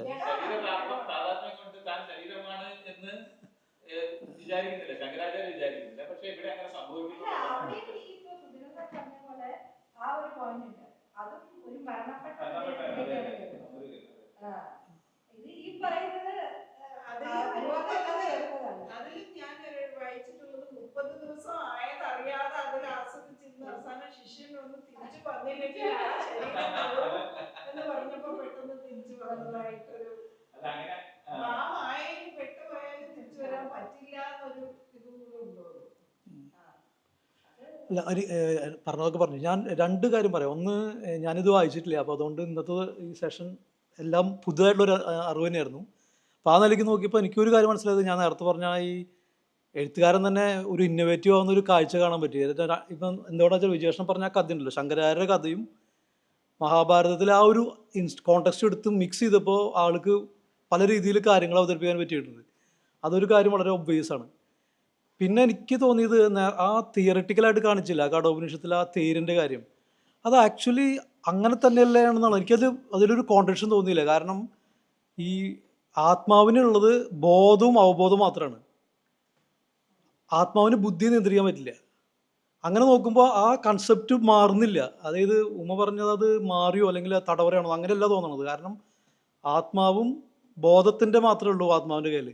ബുദ്ധിയാണ് ഈ സെൻസസിനെ മൊത്തം നിയന്ത്രിക്കുന്നത്. അപ്പം ബുദ്ധിയാണ് ശരിക്കും ബോധത്തിനെ മാറ്റുന്നത്. അപ്പം അങ്ങനെ വരുമ്പോൾ ശരിക്കും പറഞ്ഞാൽ അത് കടന്ന് ചിന്തിക്കുമ്പോൾ ശരിക്കും രണ്ട് ശരീരം ഉണ്ടെന്ന് എനിക്ക് തോന്നുന്നില്ല. സുധീരനോട് പറഞ്ഞ പോലെ തന്നെ ജീവാത്മാവും, അപ്പോൾ ബോധം മാറിക്കഴിഞ്ഞാൽ വാസ്തവത്തിൽ ആ ശരീരത്തിൽ തന്നെയാണ് മാറ്റം വരുന്നത്. മനസ്സ് മാറിയിരിക്കും. അപ്പൊ അത് അത്രയും സംഭവിക്കുന്നുള്ളൂ. അത്രയും സംഭവിക്കുന്നു. ശരിക്കും പറഞ്ഞാൽ വേറെ ശരീരം ആകുന്നില്ല, ഈ ബോധമാണ് മാറുന്നത്. ബുദ്ധി വെച്ചിട്ട് ബോധം മാറ്റുക.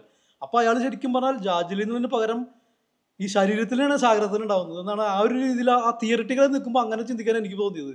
അത് വേറൊരു കാര്യം, കഥയിലെ ആള് രണ്ടാക്കി മാറ്റി. പക്ഷെ എൻ്റെ ഒരു ഇതില് ആ ബോധം തന്നെയാണ് മാറുന്നത് ബുദ്ധിയുടെ ഇത് വെച്ചിട്ട്.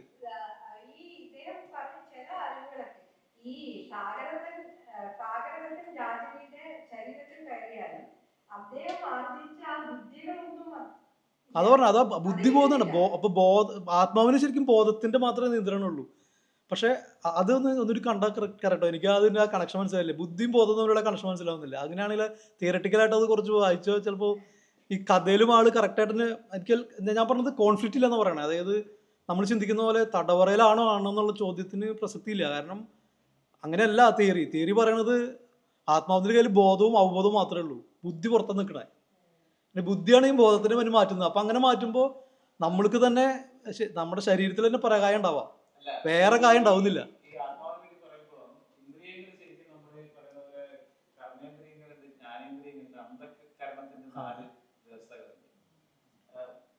മൊത്തം 16 ഇന്ദ്രിയങ്ങളാണെന്ന് പറയാം. അതിന്റെ അന്ധകരണത്തിന്റെ മനസ്സ്, ബുദ്ധി, അധികാരം, ചിത്തം എന്ന് പറഞ്ഞ 4 സംഗതികൾ. ഇപ്പൊ 14 ഇന്ദ്രിയങ്ങൾ ആണുള്ളത്. ഈ 14 ഇന്ദ്രിയങ്ങളും ആത്മാവല്ല. അത് ശങ്കരാചാര്യരുടെ മനോബുദ്ധി അഹങ്കാര ചിത്താണെന്നുള്ള ആ ഒരു ഇതില്ല. ആത്മശതകത്തില് പറയുന്നത് ഇതൊന്നും ഞാനല്ല എന്നുള്ള എല്ലാവരും കേട്ടിട്ടുണ്ടോ? ഇല്ല, ആരങ്ങനെ കേട്ടിട്ടില്ല.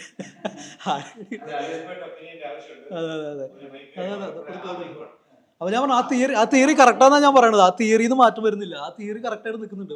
ബോധവും ബുദ്ധി മാറി. അല്ല അത് അതൊരു മ്യൂസിക്കലായിട്ട് ചെയ്യാറുണ്ട്. ഈ മനോബുദ്ധി അഹങ്കാരം, ഈ ആത്മശതകം എന്ന് പറയുന്ന സാധനം നമ്മുടെ ഇദ്ദേഹത്തിന്റെ ഈശ യോഗയുടെ അവിടെയൊക്കെ ഉണ്ടാവും. അപ്പൊ ആ ഒരു നോക്കിക്കഴിഞ്ഞിട്ടുണ്ടെങ്കിൽ ഞാൻ മനസ്സിലാക്കുന്നത് ഇതൊന്നും ആത്മാവല്ല എന്നുള്ളതാണ്. പിന്നെന്താ ജീവാത്മാവും പരമാത്മാവും തമ്മിൽ ഈ അദ്വൈത സങ്കല്പം അനുസരിച്ച് വ്യത്യാസമില്ല, എന്തും തന്നെയാണ്. അത് മനസ്സാണ് ശരിക്കും നമ്മൾ ഈ അല്ല, മനസ്സുണ്ട്, ബുദ്ധിയുണ്ട്, അഹങ്കാരമുണ്ട്, ചിത്തമുണ്ട്. അത് മെന്റൽ കോംപ്ലക്സിനകത്ത് വരുന്നതാണ് ഇതെല്ലാം. അല്ല, നമ്മള് ഈ മനസ്സും ബുദ്ധിയും ഒരു വ്യത്യാസമുണ്ട്.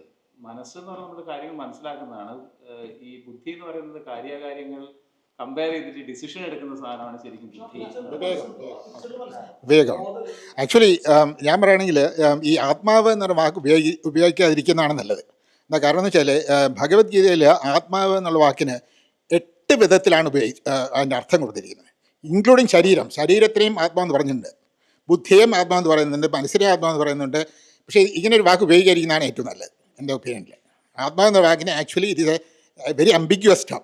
ഓക്കെ, അതുകൊണ്ട് അങ്ങനെ ഉപയോഗിക്കാതിരിക്കുന്നതാണ് ഏറ്റവും നല്ലത്. അതിന് പകരം ഏറ്റവും നല്ലത് സ്ഥൂല ശരീരം, സൂക്ഷ്മ ശരീരം, കാരണ ശരീരം, ഇങ്ങനെ 3 ശരീരങ്ങൾ. നമ്മൾ മരിക്കുമ്പോൾ പോകുന്ന സ്ഥൂല ശരീരം പോകും. സൂക്ഷ്മ ശരീരത്തിലുള്ള നേരത്തെ പറഞ്ഞ പോലെ മനസ്സ്, ഈ അന്ധകരണങ്ങളും ഇതെല്ലാം പോവും. ഇതെല്ലാം ആണ് അടുത്ത ശരീരത്തിലേക്ക് പോകുന്നത്. അപ്പോൾ ഇതാണ് basically the basic idea. Okay, അപ്പോൾ അതുകൊണ്ടാണ് ഈ ആത്മാവ് എന്ന വാക്ക് ഉപയോഗിക്കാതിരിക്കുന്നതാണ് സേഫർ. പിന്നെ ഈ ഉമ പറഞ്ഞത് ആദ്യത്തെ ഈ വേശ്യാവൃത്തി, അതായത് പ്രോസ്റ്റിറ്റ്യൂഷനെ പണ്ടത്തെ കാലത്ത് ഇന്നത്തെ വളരെ മോശമായിട്ടൊന്നും ട്രീറ്റ് ചെയ്തിട്ടില്ല. അത് വളരെ കറക്റ്റാണ്. ഉദാഹരണത്തിന് ഭാഗവതത്തിലുണ്ട്, മഹാഭാരതത്തിൽ തന്നെ ഈ യുധിഷ്ഠിരൻ പോകുന്ന പല സമയത്തും വേശ്യകളെ സ്പെസിഫിക്കായി അഡ്രസ്സ് ചെയ്യുന്നുണ്ട്. നാട്ടിലുള്ള വേശ്യകൾ സുഖമാണോ എന്ന് ചോദിക്കുന്നുണ്ട്.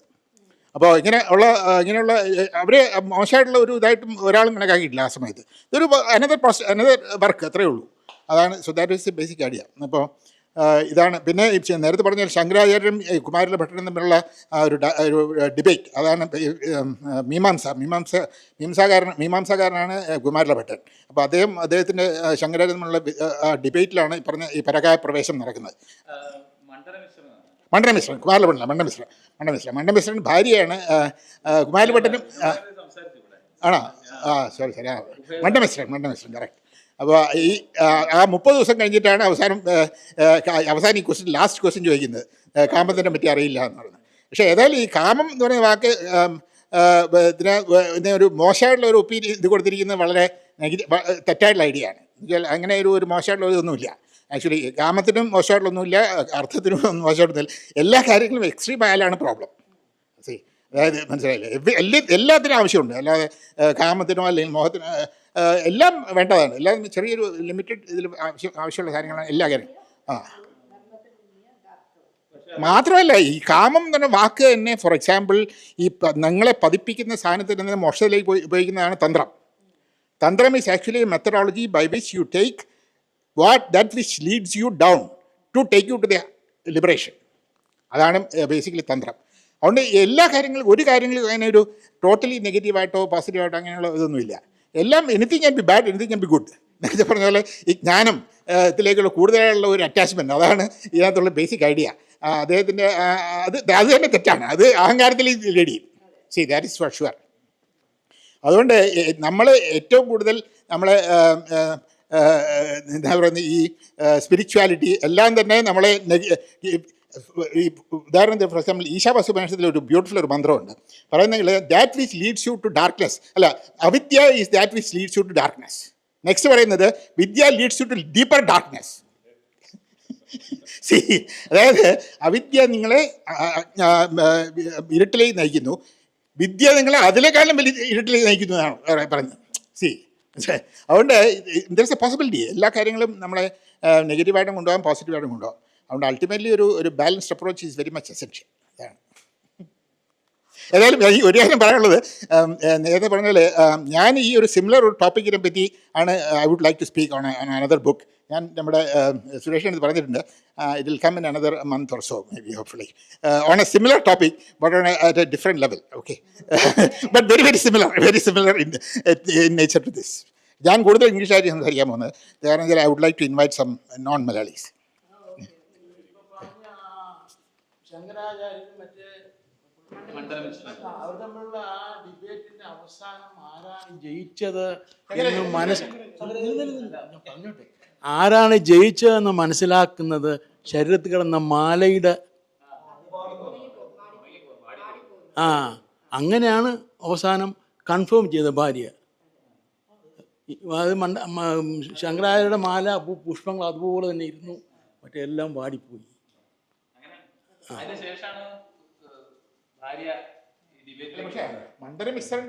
മണ്ഡലമിശ്രന്റെ ഭാര്യയാണ് ഇതിന്റെ ജഡ്ജിയായിട്ട് വെച്ചിരിക്കുന്നത്.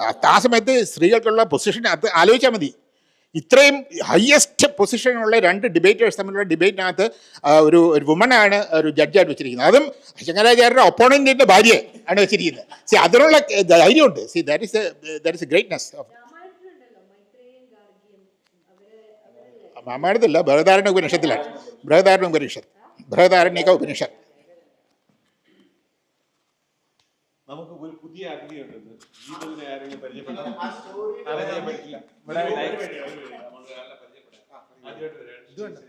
ആദ്യമായിട്ട് ലൈബ്രറിയിൽ നിൽക്കുമ്പോൾ വന്നിട്ടുണ്ട്. ഈ സെഷനിൽ ആദ്യമായിട്ടായിരുന്നു. ലൈബ്രറിയിൽ ഒരുപാട് തവണ വന്നിട്ടുണ്ട്.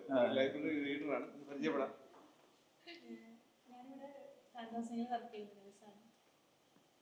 പേരെന്താണ്? ഗീതുവാണ് ഈ ലൈബ്രറിയിൽ ഏറ്റവും കൂടുതൽ പുസ്തകങ്ങൾ എടുത്തിട്ടുള്ളവരാണ്. വിജേഷം കഴിയാൻ, കാരണം വിജേഷം ഇവിടെ ഞായറാഴ്ചയോടെ താമസിക്കുകയാണ്.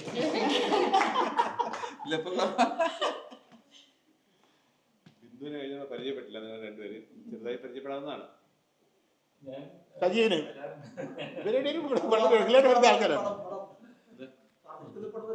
അല്ല, ഞാൻ പറയാം, നമ്മുടെ ഒരു ലിറ്റററി ഗ്രൂപ്പിൽ അവരെങ്ങനെ റിലേറ്റ് ചെയ്തിരിക്കുന്നു. ഞാൻ വരാറുണ്ട്. എനിക്ക് ഈ ചർച്ചകൾ കേൾക്കാൻ ഭയങ്കര ഇഷ്ടമായിട്ട് ഞാൻ വരുന്നതാണ്. ഈ ബുക്ക് ഞാൻ വായിച്ചിട്ടില്ല. ഞാൻ ബുക്ക് വാങ്ങി, പക്ഷെ വായിച്ചില്ല. ഐ ബോട്ട് ദി ബുക്ക്, പക്ഷേ ഐ ഡിഡ്ന്റ് റീഡ്.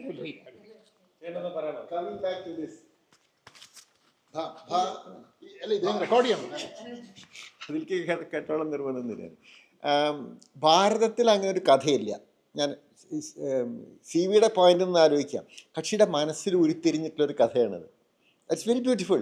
എന്നുവെച്ചാൽ ആ കോംപ്ലക്സിറ്റി, ഹ്യൂമൻ മനസ്സിൻ്റെ കോംപ്ലക്സിറ്റീസിനെ പുറത്തു കൊണ്ടുവരാൻ ഇങ്ങനൊരു കഥ, ആ ജാജലി എന്നുള്ളൊരു പേര് മാത്രമേ അയാൾ യൂസ് ചെയ്തിട്ടുള്ളൂ. വേറെ ഒരു കോണ്ടെക്സ്റ്റും ആയിട്ടുണ്ടെന്ന് തോന്നുന്നില്ല. ഓക്കെ, ശങ്കരാചാര്യൻ്റെ കത്തരകായ പ്രദേശമൊക്കെ യൂസ് ചെയ്തിട്ടുണ്ടാവും. പക്ഷേ അതും ഇത്ര ഭംഗിയായിട്ട് വായിച്ചാൽ നിർത്താൻ പറ്റാത്തൊരു ബുക്ക് ഉണ്ടാക്കിയത് റിയലി ഗ്രേറ്റ്.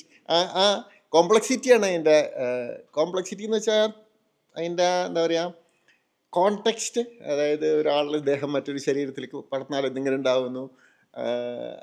പിന്നെ അതിനൊരു ഒരു സർക്കംസ്റ്റൻസ് മുഴുവൻ ഉണ്ടാക്കണം. മുഴുവൻ ഇമാജിനേറ്റീവ് മൈൻഡിൽ നിന്ന് ഉണ്ടാവണമെന്നാണ്. That is great. So he's a great writer on that. ഐസിൻ്റെ പുസ്തകം ഇസ് റിയലി ഗുഡ്. മീനിങ്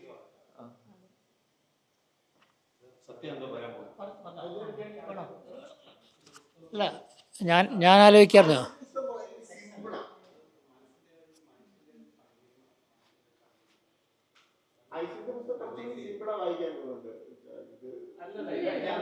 ഇതൊരു പുരാണം പറയാം. ഇദ്ദേഹത്തിന്റെ ഭാഷ ഒരു പ്രത്യേകതയാണ്. ഈ ഇതിൽ ഉപയോഗിച്ചിരിക്കുന്ന ഭാഷ എന്ന് പറഞ്ഞാൽ ഞാൻ പറയാൻ വിചാരിച്ചത്, കുറെ കൂടെ പുരാണ കഥ പറയുന്ന ഒരു ഭാഷയാണെങ്കിൽ ആയിഷയുടെ പുസ്തകത്തിൽ ഒരു ബൈബിളിക്കൽ ഒരു ലാംഗ്വേജ് ആണ് അദ്ദേഹം ക്രിസ്ത്യൻ ലാംഗ്വേജ് ആണ്, ബൈബിളിക്കൽ ലാംഗ്വേജ് ആണ് അദ്ദേഹം. ഞാൻ ഒരു ഭാഗം പറയണമെന്ന് വിചാരിച്ചത്. അല്ലല്ല, കേട്ടെ ഇല്ല അങ്ങനെ പ്രത്യേകിച്ചൊന്നും ഇല്ല. ടോപ്പിൽ മാറി. വേറൊരു കാര്യം, മഹർഷിയായ ജാജലിക്ക് പോലും ഇങ്ങനെ അബദ്ധം പറ്റുമെങ്കിൽ സാധാരണ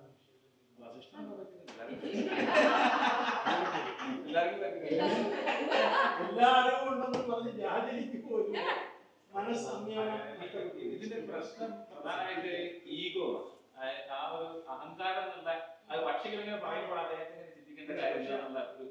പക്ഷെ ഒരു കാര്യം ഞാൻ പഠിച്ചു, അതായത് ഈ പരകായ പ്രവേശം ചെയ്യാനുള്ള കഴിവ് ഒരു മനുഷ്യക്ക് വേണമെങ്കിൽ പുള്ളിക്ക് സംയമനം എന്ന് പറയുന്ന 100% വേണമെന്നാണ്. അതില്ലാത്ത ഒരാൾ ഒരിക്കലും പരകായ പ്രവേശം ചെയ്യാൻ പറ്റില്ല.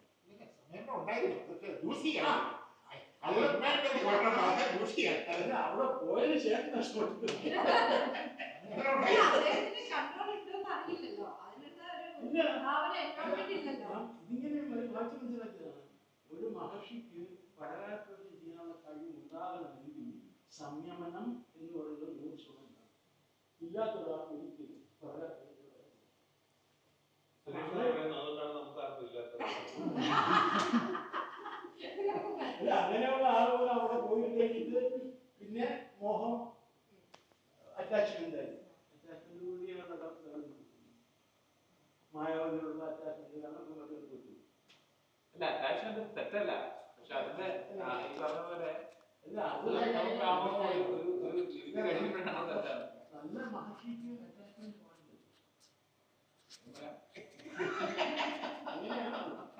അത് ശരിയാണ്. അല്ല അതങ്ങനെ ആയിരുന്നു, പിന്നെ അതാണ് ശരീരത്തിൽ കുടുങ്ങിപ്പോയ ആത്മാവായിട്ട് മാറി. അല്ലല്ല ഇപ്പൊ അദ്ദേഹം പറഞ്ഞ കാര്യം തന്നെയാണ് ഞാൻ പറയാൻ ഉദ്ദേശിച്ചത്. ഒരാളെ എങ്ങനെ ഇൻഫ്ലുവൻസ് ചെയ്യുന്നു എന്നുള്ളതും ഒരു ഇതാണ്. Because when he went to the other side അവിടുത്തെ സർക്കംസ്റ്റാൻസസ് കാരണം ആളെങ്ങനെയായിരിക്കും, മറ്റേ ആൾ ഇവിടെ എത്തിയപ്പോൾ ഇവിടുത്തെ സർക്കംസ്റ്റാൻസസ്. അവിടെയാണ് ഈ വൈരാഗ്യം എന്ന് പറയുന്ന ഒരു സാധനം പ്രത്യേകത. വൈരാഗ്യം ഇല്ലാതാവുമ്പോഴാണ് ഈ സർക്കംസ്റ്റാൻസസ് വേറൊരു കഥയില്ലേ അതേപോലെ അറ്റാച്ച്മെന്റ് ജഡഭരതമുണ്ട് അല്ലെ, മാനിന്റെ മരിച്ചു, മാൻ കുട്ടിയെ വളർത്തി അതിന്റെ ഭക്ഷണം കൊടുക്കാൻ പശുവിനെ വളർത്തി, അങ്ങനെ അറ്റാച്ച്മെന്റ് കൂടി കൂടി കൂടി വന്നു. അല്ല അങ്ങനെ ഇല്ലല്ല ആക്ച്വലി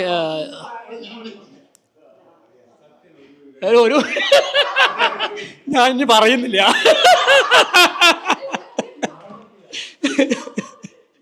അല്ല ചേച്ചി നന്നായിരുന്നു. പ്രധാനപ്പെട്ടത് ഈ നോവൽ ഞാൻ വായിച്ചിട്ടില്ല, അപ്പോൾ ആ കഥ പറഞ്ഞു തന്നതിന് ആദ്യമേ നന്ദി പറയുകയാണ്. വളരെ നല്ല രീതിയിൽ പ്രസൻറ്റ് ചെയ്തു. അല്ല ഇപ്പോൾ ഞാൻ പറയാൻ ഉദ്ദേശിച്ചത് ഇവിടെ പറഞ്ഞു അതൊക്കെ പറഞ്ഞു കഴിഞ്ഞു ഇവിടെ. ഇതിപ്പോൾ എന്താ പറയുക, ആദ്യമേ പറയണമെന്നുള്ളതാണ്. എന്ത് ചോദിക്കാനുണ്ടെങ്കിലും എന്ത് സംശയം ഉണ്ടെങ്കിലും ചോദിക്കാനുണ്ടെങ്കിലും ആദ്യമേ പറഞ്ഞോളാം, ഇല്ലെങ്കിൽ പറഞ്ഞ് എല്ലാവരും അവിടേക്ക് എത്തിക്കോളും. അല്ല അപ്പോൾ ഇതിലൊരു നോവൽ അല്ലെങ്കിൽ ഒരു സാഹിത്യ സൃഷ്ടി എന്നതിൻ്റെ അപ്പുറത്തേക്ക് what is the take home, അല്ലെങ്കിൽ ഇതിന്ന് ഈ ജാദലി മഹർഷി നമ്മളെ എന്താണ് പഠിപ്പിക്കുന്നത്, ഒരു ആ ലെവലാണ് ഇപ്പോൾ നമ്മൾ ചിന്തിച്ചപ്പോൾ. ആരും ഒരു സാഹിത്യത്തിൻ്റെതായ രീതിയിലുള്ള ആസ്വാദനത്തിൻ്റെ അപ്പുറത്തേക്ക് കുറച്ചും കൂടിയും എന്താ പറയുക, ഒരു ഡേ ടു ഡേ ലൈഫിലേക്കുള്ള കാര്യങ്ങളൊക്കെ സംസാരിച്ചുകൊണ്ടിരിക്കുന്നത്. അപ്പോൾ അതിലോട് കണക്ട് ചെയ്യുകയാണെന്നുണ്ടെങ്കിൽ ഈ ജാദലി മഹർഷി എന്താണ് നമ്മളെ പഠിപ്പിച്ചത്. ഞാനിപ്പോൾ CV ബാലകൃഷ്ണൻ സാറിനോട് ചോദിക്കുന്ന ഒരു ചോദ്യമല്ല. അതായത് ഇപ്പോൾ ചേച്ചി തുടക്കത്തിൽ തന്നെ പറഞ്ഞത് ജാദലി മഹർഷി വേദവും ഉപനിഷത്തും എല്ലാം പഠിച്ചത് എന്നൊരു 5-6 തവണ പറഞ്ഞ് അതിനെ അടിവരയിട്ടിട്ടാണ് തുടങ്ങിയത് തന്നെ പറ്റും ഈ സെഷൻ അല്ലേ. അപ്പോൾ വേദം എന്ന് പറഞ്ഞാൽ തന്നെ അറിവാണ്. അതിൻ്റെ അർത്ഥം തന്നെ വേദത്തിൻ്റെ അർത്ഥം തന്നെ അറിവാണല്ലോ. അപ്പോൾ വേദവും ഉപനിഷത്തൊക്കെ പഠിക്കാൻ എന്തിനാണത് പഠിക്കുന്നത്? നമ്മളെ തന്നെ അറിയാനാണ്. അല്ലാണ്ട് നമുക്കിപ്പോൾ ഒരു റോക്കറ്റ് സയൻസ് ഉണ്ടാക്കാൻ വേണ്ടിയിട്ടല്ല പഠിക്കുന്നത്, നമ്മളെക്കുറിച്ച് മനസ്സിലാക്കാനുണ്ട്. ആസ് എ ഹ്യൂമൻ ബീയിങ്, മനുഷ്യൻ എന്താണെന്ന് മനസ്സിലാക്കാൻ വേണ്ടിയിട്ടാണ് ഈ ഉപനിഷത്തുകളും വേദങ്ങളും അത് പഠിക്കേണ്ടതുമാണെന്നാണ് ഞാൻ മനസ്സിലാക്കിയിട്ടുള്ളത്. അപ്പോൾ ഇതിൽ അഗ്രഗണ്യനായ ഒരു മഹർഷി, ജാദലി മഹർഷി അല്ലേ. അപ്പോൾ അദ്ദേഹം അപ്പോൾ അതുതന്നെ ഞാൻ ആരാണ്, ചേച്ചി ചോദിച്ചൊരു ചോദ്യം തന്നെ എനിക്ക് വളരെ ഇഷ്ടപ്പെട്ടു. ഉമ എന്ന് വിളിച്ചു കഴിഞ്ഞാൽ ഉമ എന്ന് പറയുന്ന ചേച്ചിയുടെ ശരീരമാണോ ആത്മാവാണോ എന്ന് ചോദിക്കുമ്പോൾ അതൊരു വലിയൊരു ക്വസ്റ്റ്യനാണ് ആക്ച്വലി. അത് ഇപ്പോഴും ഞാൻ ചോദിച്ചുകൊണ്ടിരിക്കുന്നത് എന്താണ്, എങ്ങനെയാണ് എടുക്കേണ്ടത് എന്നുള്ളത് എനിക്ക് മനസ്സിലാവുന്നില്ല. പക്ഷേ ഈ വേദങ്ങളിലും കാര്യങ്ങളിലൊക്കെ പറഞ്ഞ് പ്രത്യേകിച്ചും കൃഷ്ണകുമാരേട്ടൻ അറിയായിരിക്കും, ആത്മാവിന് ഇമ്പോർട്ടൻസ് കൊടുത്തുള്ളതാണ്. ശരീരത്തിന് ഇമ്പോർട്ടൻസേ അവിടെ ഇല്ല. സ്ഥൂല അല്ല, ആത്മാവിനെ കുറിച്ച് പറയരുത്, അതിൻ്റെ കുറച്ച് ഭാഗങ്ങൾ പറഞ്ഞു. പക്ഷേ അല്ല ഞാൻ എൻ്റെ അല്ലല്ല ലതേട്ടാ, ഞാൻ ആത്മാവിലെത്തിയിട്ടുള്ളൂ. ആത്മാവിൽ നിന്നൊക്കെ ഒരുപാട് മേലോട്ട് കയറിയ ആളാണ് കൃഷ്ണകുമാരേട്ടൻ, അതുകൊണ്ടാണ് അത് പറയുന്നത് പറഞ്ഞത്. പക്ഷേ ഞാൻ എൻ്റെ തലത്തിൽ നിന്ന് സംസാരിക്കുകയാണ്, ആത്മാവിൻ്റെ തലത്തിൽ.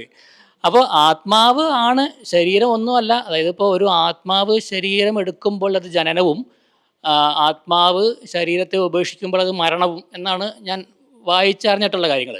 അപ്പോൾ അങ്ങനെയാണെങ്കിൽ ആത്മാവിനാണ് അവിടെ ഇമ്പോർട്ടൻസ്. അപ്പോൾ ഈ ആത്മാവ് എന്താണെന്ന് മനസ്സിലാക്കുന്നതിന് വേണ്ടിയുള്ള പഠനങ്ങളായിട്ടാണ് ഈ വേദങ്ങൾ ഉപനിഷത്തുകളെ ഞാൻ മനസ്സിലാക്കിയിട്ടുള്ളത്. ഈ അഗ്രഗണ്യനായ ജാലജി മഹർഷി ഇത് ഇത്രയും കാര്യങ്ങൾ മനസ്സിലാക്കിയിട്ടുള്ളൂ. അത് എന്തിനാണ് ഈ ആത്മാവിനെ കുറിച്ച് പഠിച്ച് മനസ്സിലാക്കുന്നത്? എന്തിനാണ്? ആ മോക്ഷത്തിലെത്താൻ വേണ്ടിയിട്ടാണ്. ഇങ്ങനെയൊക്കെ അഗ്രഗണ്യനായ ഒരാൾ ഈ ജാലജി മഹർഷി അടുത്ത ജന്മത്തിൽ പോലും മോക്ഷം കിട്ടിയിട്ടില്ല എന്നും പറയുന്നു. അപ്പോൾ എന്താണ് അത് പഠിപ്പിക്കുന്നത് നമ്മളെ?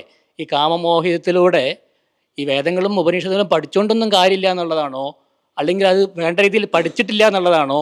അതാണ് ഞാനൊരു ക്വസ്റ്റ്യനായിട്ട് ഇടുന്നു ഇവിടെ. എന്താണ് ഈ ജാർജലി മഹർഷി നമ്മളെ പഠിപ്പിക്കുന്നത്, അല്ലെങ്കിൽ സി ബാലകൃഷ്ണൻ സാർ എന്താണ് ഇതിലൂടെ ഉദ്ദേശിക്കുന്നത്?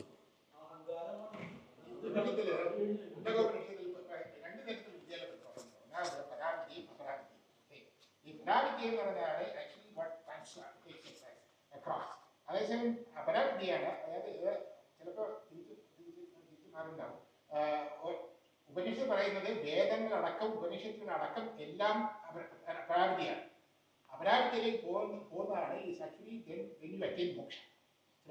അപ്പൊ ശരിക്കും പറഞ്ഞാൽ എല്ലാം തന്നെ മെറ്റീരിയലിസ്റ്റിയാണ്. Even the spiritual knowledge is actually materialistic. അത് ക്രോസ് ചെയ്യണം എന്നുള്ളതാണ് basically the basic message of Upanishad. ഈ ഉപനിഷത്തിനെ തന്നെ ക്രോസ് ചെയ്യണം എന്നാണ് പറയുന്നത്. ഈ ജാലജി ഭാഷ ക്രോസ് ചെയ്തിട്ടില്ല. ഞാൻ നേരത്തെ പറഞ്ഞില്ലേ, അതായത് ഈശ്വരത്തിൽ പറയുന്നത് ഒരു ആറാമത്തെ ഏഴാമത്തെ മന്ത്രത്തിൽ പറയുന്നതാണ്, into deep darkness falls the person who follows the path of avidya, and into deeper darkness follows the person who follows the path of vidya.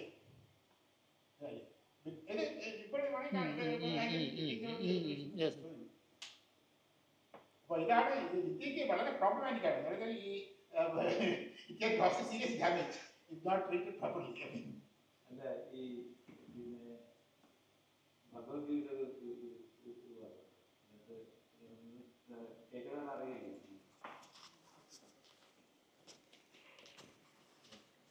ത്രൈഗുണ്യ വിഷയാവേദ നിഷ്ത്രൈഗുണ്യോ ഭവാർജുന Krishnan പറയുന്നൊരു ഭാഗമുണ്ട്. അപ്പം ത്രൈഗുണ്യ വിഷയാവേദ നിഷ്ത്രൈഗുണ്യോ ഭവാർജുന, അതായത് വേദങ്ങൾ 3 ഗുണങ്ങളെ പറ്റി പറയുന്നതാണ്. പക്ഷേ ഈ 3 ഗുണങ്ങളിലും അതീതനാവൂ നീ എന്നുള്ളത് വേദങ്ങളെ പോലും തള്ളി പറയുന്നുണ്ട് അവിടെ, ആ ഒരു അർത്ഥത്തിൽ നോക്കിക്കഴിഞ്ഞിട്ടുണ്ടെങ്കിൽ. കാരണം സത്വ രജ തമോ ഗുണങ്ങളാണ് 3 ഗുണങ്ങൾ. അപ്പം നമ്മളെല്ലാവരും വിചാരിക്കുന്നു സത്വ ഗുണത്തിൽ എത്തിക്കഴിഞ്ഞാലായിരിക്കും ഇത് പെർഫെക്റ്റ് ആകുന്നത്. പക്ഷെ അതും അല്ല എന്നാണ് പറയുന്നത്, ഗുണാതീതനാവനാണ് പറയുന്നത്. അതേപോലെ ഈ തുരീയം എന്ന് പറഞ്ഞൊരു അവസ്ഥ ഉണ്ട്. കെ ജിക്ക് അത് കൃത്യമായിട്ട് പറയാൻ പറ്റുമായിരിക്കും എന്നെക്കാട്ടും നന്നായിട്ട്. തുരീയം എന്ന് പറഞ്ഞ അവസ്ഥ നമ്മളെ ജാഗ്രത്, സ്വപ്നം, സുഷുപ്തി 3 അവസ്ഥകളാണ് പൊതുവെ നമ്മൾ എല്ലാവരും ഉണ്ടാകുന്നത്. പക്ഷേ ഇതിൽ നിന്നും അതീതനായിട്ട് പോയാലാണ് നമ്മൾ എത്തുന്ന അവസ്ഥയാണ് തുരീയം. ചതുരീയം എന്നായിരുന്നു അതിൻ്റെ യഥാർത്ഥ വേർഡ്. ചതുരീയം എന്നുള്ളത് മാറ്റിയിട്ടാണ് തുരീയം എന്നായത്. 4ാമത്തെ അവസ്ഥയാണ് ശരിക്കും. അപ്പം ഇങ്ങനെയൊക്കെ നോക്കുന്ന സമയത്ത് നമുക്ക് മനസ്സിലാവുന്നൊരു കാര്യം, അതായത് ഈ വേദങ്ങളും എന്തൊക്കെ പഠിച്ചാലും നിഷ്ത്രൈഗുണ്യോ ഭവ, വേദങ്ങൾ പറയുന്നതിനെ പറ്റില്ല, പക്ഷേ അതിലും മുകളിൽ കടന്നു പോകാനാണ് പറയുന്നത്. അതേപോലെ നമ്മൾ ജീവിക്കുന്ന സമയത്ത് നമ്മൾ ഈ 3 അവസ്ഥകളിലൂടെ കടന്നു പോകും. അതും കഴിഞ്ഞിട്ടുള്ള 4ാമത്തെ അവസ്ഥയിൽ എത്തണമെന്നാണ് പറയുന്നത്. അപ്പോൾ ആ ഒരു അവസ്ഥയിൽ എത്തിക്കഴിഞ്ഞിട്ടുണ്ടെങ്കിൽ പൂർണ്ണമായിട്ടുള്ള വൈരാഗ്യം സാധ്യമാവുമായിരിക്കും. അപ്പം നമുക്ക് പക്ഷേ നമുക്ക് ഏറ്റവും നല്ലത് നമ്മുടെ രാമായണ സെഷനിൽ രാമായണം വായിക്കുന്ന സമയത്ത് ഭോഗത്തിനായിട്ട് കാക്ഷിക്കുകയും വേണ്ട, ഭോഗം വിധികൃതം വർജിക്കുകയും വേണ്ട. അത് ഏറ്റവും നല്ലൊരു പോളിസി. വിധികൃതമായിട്ട് വരുന്ന ഭോഗം നമ്മൾ വർജിക്കേണ്ട ആവശ്യമില്ല.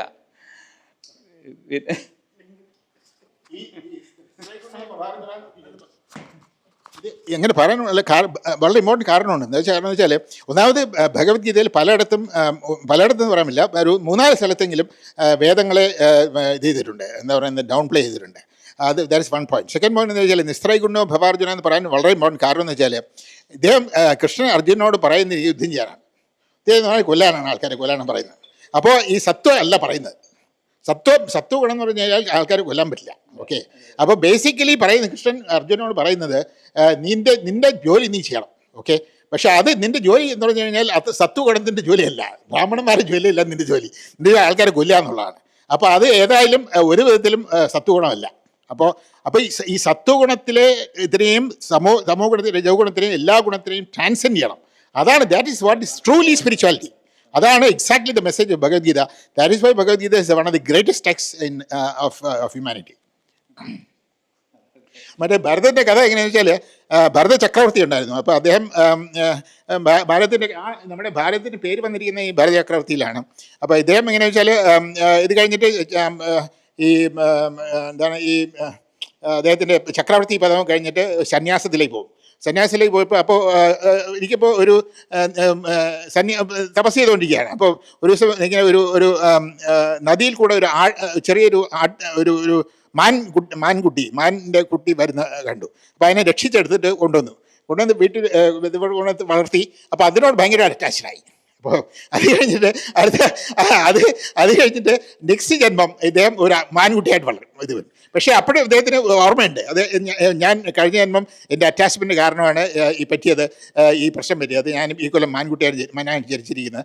അതുകൊണ്ട് നെക്സ്റ്റ് ജന്മത്തിൽ വരുമ്പോൾ ഞാൻ ഇതിനു വേണ്ടി കോമ്പൻസേറ്റ് എന്ന് പറഞ്ഞിട്ട്, അപ്പോൾ നെക്സ്റ്റ് ജന്മം ഈ മാൻ മരിച്ചതിന് ശേഷം നെക്സ്റ്റ് ജന്മം വരുന്നതാണ് അതാണ് ജഡഭരതൻ. നേരത്തെ പറഞ്ഞത് അതെങ്ങനെ വെച്ചാൽ ഇദ്ദേഹം ഒരു ഭരതൻ, അദ്ദേഹത്തിന് പൂർണ്ണ എല്ലാം ഓർമ്മയുണ്ട് പഴയ ജന്മങ്ങളൊക്കെ. പക്ഷേ അദ്ദേഹം തീരുമാനിക്കും, ഞാനൊരു റെസ്പോണ്ടും ചെയ്യില്ല, ഞാൻ ഇതൊരു പൂർണ്ണജ്ഞാനിയാണ്, ആൾക്കാർ എന്ത് ചോദിച്ചാലും പറയും ഇയാൾ ഒന്നും കേൾക്കാത്ത പോലെ ഇരിക്കുകയാണ്. അതായത് ജഡമായിട്ട് ഇങ്ങനെ ഇരിക്കുകയാണ്. അപ്പോൾ ജഡഭരതൻ, അതാണ് ബേസിക്കലി ജഡഭരതൻ എന്ന പേര് വന്നിരിക്കും. അപ്പോൾ അദ്ദേഹം കംപ്ലീറ്റ്ലി ഒരു ജഡത്തിനെ പോലെയാണ്. ആരും എന്ത് ചോദിച്ചാലും ഒരു റെസ്പോൺസിബിലിറ്റി, നല്ലോണം ഭക്ഷണം കഴിച്ചിട്ട് ഒരു റെസ്പോൺസിബിലില്ലാതെ ഇങ്ങനെയാണ് അദ്ദേഹത്തിൻ്റെ ജീവിതം. അപ്പോൾ ഒരു ദിവസം ഇങ്ങനെ ഇപ്പോൾ ഇദ്ദേഹത്തിന് ഇപ്പോൾ എന്നിട്ട് ഇദ്ദേഹം ബ്രാഹ്മണനാണ്. അപ്പോൾ ഇദ്ദേഹത്തിന് ഈ വേറെ ഒരു പണിക്ക് കൊള്ളില്ല, എന്താ വെച്ചാൽ ഒരു പണിയും ചെയ്യില്ല അദ്ദേഹം, അങ്ങനത്തെ കണ്ടീഷനാണ്. അപ്പോൾ ഇയാളെങ്ങനെ വെച്ചാൽ ഒരു ദിവസം ഇവനെ വയൽ നോക്കാൻ വേണ്ടിയിട്ട്, മറ്റേ പശുവൊന്നും വരാതിരിക്കാൻ വേണ്ടിയിട്ട് ഇയാളെ വയൽ പ്രൊട്ടക്ട് ചെയ്യാൻ വേണ്ടി അപ്പോയിൻറ്റ് ചെയ്യും. ഇയാൾ വളരെ സുഖം, എന്ത് പണി ചെയ്താലും അത് നോക്കും, അല്ലാതെ വേറെ ഒന്നും റെസ്പോണ്ട് ചെയ്യലോ ഒന്നും ചെയ്യില്ല. അപ്പോൾ ഇങ്ങനെ ഇരിക്കുമ്പോൾ ഒരു ചണ്ടാല കുലത്തിലുള്ള ആൾക്കാർ അവരൊരു ദേവി പൂജയ്ക്ക് വേണ്ടിയിട്ട് മനുഷ്യ ബലി ചെയ്യണം. അതിന് വേണ്ടിയിട്ട് നോക്കിയപ്പോൾ നല്ല ഒരു ആരോഗ്യമുള്ള ഒരു മനുഷ്യൻ അവിടെ ഇരിക്കുന്നു. അപ്പോൾ ഇയാളെ കൊണ്ടുപോയിക്കളാന്ന് വിചാരിച്ചിട്ട് ഇയാളെ പിടിച്ചിട്ട് പറയും, നിനക്ക് വരാൻ പറ്റുമോ? ശരി വരാം, അങ്ങനെ നോ പ്രോബ്ലം, അങ്ങനെ എവിടെ പോയാലും ഒരു പ്രശ്നമില്ല. അപ്പോൾ ഇദ്ദേഹത്തിനെ വിളിച്ച് അവിടെ കൊണ്ടുപോയി കാളി പൂജയ്ക്ക് വേണ്ടി ഇത് ചെയ്യാൻ വേണ്ടി ബലി കൊടുക്കാൻ വേണ്ടി എടുപ്പോഴാണ് ഇങ്ങനെ ആക്ച്വലി പൂർണ്ണജ്ഞാനിയാണ് ആൾ. പക്ഷേ ഇത് ജഡത്തിൻ്റെ രൂപത്തിലിരിക്കുകയാണെങ്കിലും സംഗതിയെല്ലാം പൂർണ്ണജ്ഞാനിയാണ്. നേരത്തെ പറഞ്ഞാൽ ജസ്റ്റ് ഓപ്പോസിറ്റാണ്, ഈ ജാജലിയുടെ നേരെ ഓപ്പോസിറ്റാണ്. അപ്പോൾ കാളി തന്നെ ഇതിൽ നിന്ന് പ്രത്യക്ഷപ്പെട്ടിട്ട് ഇയാളെ ഈ ജഡഭരതനെ കൊല്ലാൻ വന്ന ഈ മറ്റേ ചണ്ടാളന്മാരെ അവരെ കൊന്നിട്ട് എതിരാളി തിരിച്ചു പോകും. അങ്ങനെയാണ് ബേസിക്കലി കഥ. അതാണ് ഈ ജഡഭരതൻ്റെ കഥ.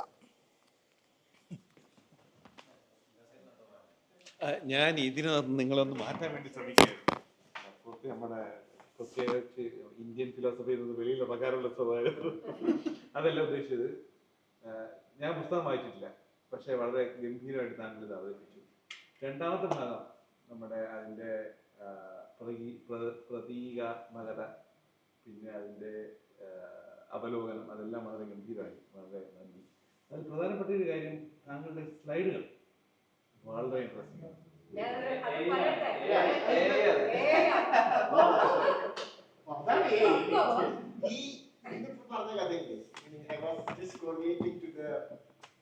നമ്മുടെ ഐഡന്റിറ്റി AI കോൺടാക്സിൽ ഞാൻ അതിനെക്കുറിച്ച് ചിന്തിക്കായിരുന്നു. കാരണം കുറെ കഴിഞ്ഞാൽ നമുക്ക് നമ്മുടേതായിട്ടുള്ള വിവരം വേണ്ട, അങ്ങനെ ഒരു കണ്ടീഷൻ വരില്ല. AI പ്രോഗ്രസ് ചെയ്ത് കഴിഞ്ഞാൽ ജസ്റ്റ് തോട്ട് പ്രോസസ്സാണ്. AI expand ചെയ്ത് കഴിഞ്ഞാൽ we don't need our own experience, or another context there will be a robot who represents really like a human, and we will have to ask him, are you a human or a robot? അങ്ങനെ ചോദിക്കുന്ന ഒരു condition ഇല്ലേ. So that means there is a correlation of context of a പരകായ പ്രവേശനം. ഞാനൊരു പറഞ്ഞുതരാം. ഈ കാമമോഹിതം, ഈ എയുടെ കാര്യം പറഞ്ഞപ്പോൾ ഈ കാമമോഹിതം ഞാൻ ഗൂഗിൾ ചെയ്തു, നോക്കിയപ്പോൾ ഫസ്റ്റ് റെസ്പോൺസിന് വരുന്നത് ജെമിനിയുടെ AI ആണ്. റെസ്പോൺസ് അതിന് Kamamohitam is not a novel or a thing. Kamamohitam is actually exact പറഞ്ഞാലോ, Kamamohitam is not a novel or a book or anything like that, but it is actually a words taken from Ramayanam. അതാണ് Gemini പറയുന്നത്. അവിടെ തന്നെ ഞാൻ actually I was looking for this novel. Okay, അപ്പോൾ അതിനകത്ത് first response വരുന്ന പറഞ്ഞിരിക്കുകയാണ്.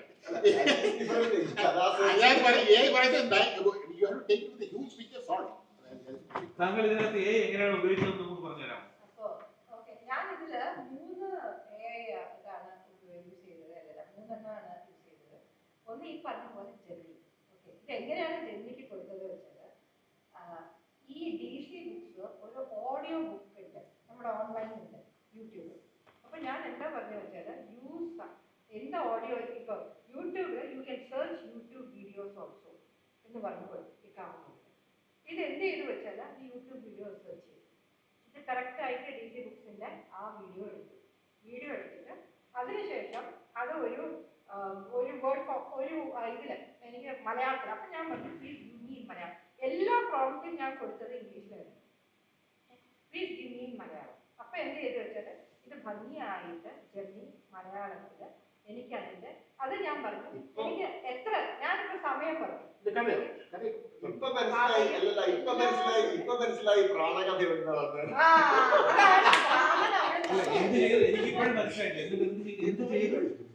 ഇത് കൊടുത്തു കഴിഞ്ഞാൽ ഞാൻ അപ്പൊ ആദ്യം പറഞ്ഞു ഞാൻ ഐ നീഡ് ഇത് സമ്മറി ഓഫ് ദിസ് ഇത് but you can take any of the audio files you can search YouTube എന്ന് പറഞ്ഞു കൊടുത്തിട്ട് അവസാനം ഒന്നും കൂടെ കൊടുത്തു ഡു നോട്ട് ഹലൂസിനേറ്റ് എന്ന് പറഞ്ഞു കൊടുത്തു. ഹലൂസിനേറ്റ് ചെയ്യേണ്ട പറഞ്ഞു. ഇതിലുള്ളത് ഈ കിട്ടുന്ന മെറ്റീരിയൽ വെച്ച് ചെയ്യാം.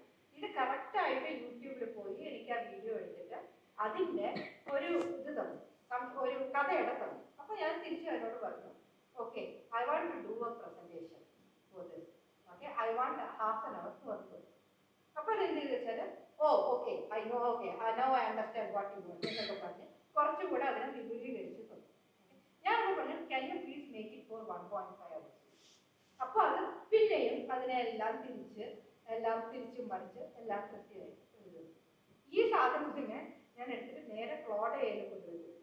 എന്നിട്ട് അവിടെ ക്ലോഡ് അവിടെ കൊണ്ടുപോയി കൊടുത്തിട്ട് അതിനോട് പറഞ്ഞു എനിക്ക് ഇതിനെ ഒരു പ്രസന്റേഷൻ സൈസ് ഭംഗിയായിട്ട് ഉണ്ടാക്കി തരണം. അത് പറഞ്ഞു അത് ഭംഗിയായിട്ട് എനിക്ക് ഈ സാധനങ്ങളൊക്കെ കംപ്ലീറ്റ് സാധനങ്ങൾ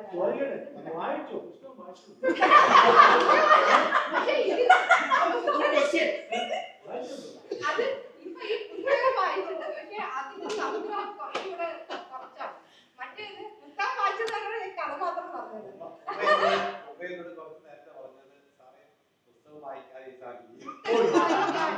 സത്യമായിട്ടും ഈ പുസ്തകം ഞാൻ ഇതില് ഒരു മലയാളം അക്ഷരം കൂടെ ടൈപ്പ് ചെയ്തിട്ടില്ല. എനിക്ക് അതല്ല അറിയേണ്ടത്. അതിനകത്തുള്ള പ്രതീകാത്മകതയുള്ള 4 പോയിന്റ് ഉണ്ടല്ലോ. ഈ 4 പോയിന്റ് ആര് കണ്ടുപിടിച്ചു? ഈ പ്രതീകാത്മകതയൊക്കെ എനിക്ക് ഇവര് ഇത് തന്നതാണ്. അതിന്റെ അർത്ഥം മാത്രം കൂടുതൽ മാത്രം ഞാൻ ഇട്ടതാണ്. ഈ സത്യം പറഞ്ഞാൽ അടുത്ത പേര് വിശകലനം ആര് തന്നു? ഈ സ്ലൈഡിലിട്ടത് മുഴുവനും ഞാൻ സംസാരിച്ചതല്ലാണ്ട് സ്ലൈഡിലിട്ടത് മുഴുവനും സ്ലൈഡില് മുഴുവനും ഇതേ ഫോമാറ്റില് ഭംഗിയായിട്ട് മലയാളത്തിൽ ഇട്ടിട്ടുണ്ട്. സംസാരിച്ചിട്ട്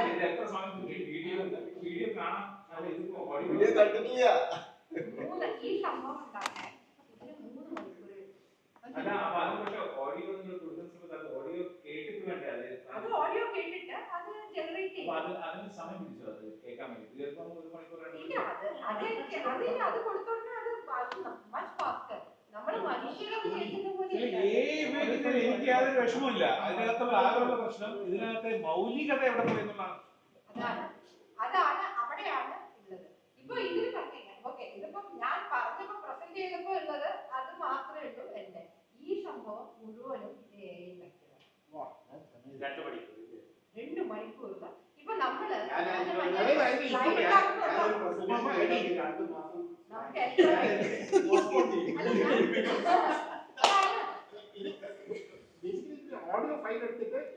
ഓഡിയോ ഫയൽ ഞാൻ എടുത്തില്ല.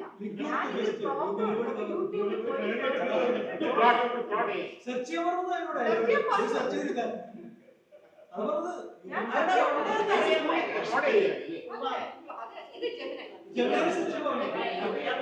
ടൂൾ ഇമ്പോർട്ടന്റ് അല്ല. അതല്ല അതായത് എന്ത് ചോദിക്കുന്നു എന്നുള്ളതാണ് പ്രശ്നം. ഉമ്മ പോയി ചോദിച്ചത് നിങ്ങൾ യൂട്യൂബ് അല്ല ഈ ഇന്റർനെറ്റിലുള്ള ഓഡിയോ ഫയൽസ് എല്ലാം സെർച്ച് ചെയ്ത് ഇതിനെ വിശകലനം ചെയ്ത് ഒരു പ്രതി തരുമെന്ന് പറഞ്ഞു. അത് നമുക്ക് ഏത് ടൂളിൽ വേണമെങ്കിലും ഇതാക്കി എടുക്കാം. ചേട്ടൻ ഉപയോഗിച്ചത് കാശ് കൊടുക്കാത്ത ടൂൾ ആയതുകൊണ്ടാണ് അങ്ങനെയുള്ള അതിലേക്ക് ഇത് ട്രൈ ചെയ്ത് നോക്കൂ. CV ബാലകൃഷ്ണൻ കാമമോഹൻ എന്ന് പറഞ്ഞാൽ തെറ്റില്ല. തെറ്റാം തെറ്റെന്നല്ല തെറ്റാം. അത് കറക്റ്റാണ്. പക്ഷെ അത് അദ്ദേഹത്തിനോട് പറഞ്ഞ അങ്ങനെ നോവലില്ല എന്ന് പറഞ്ഞു. അത് തെറ്റാണ്.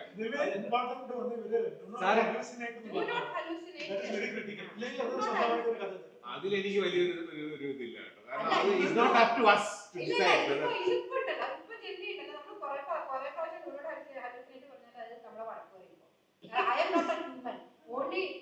you have to understand that I am not a human. Only humans hallucinate. അതുകൊണ്ട് തന്നെ അങ്ങനെ ഒരു പ്രോബ്ലം ഇല്ലെന്ന്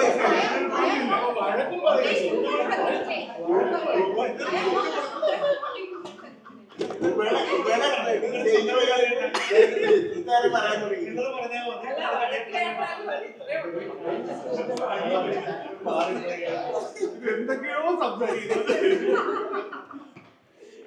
ഇത് പറയേണ്ടത് പ്ലീസ്.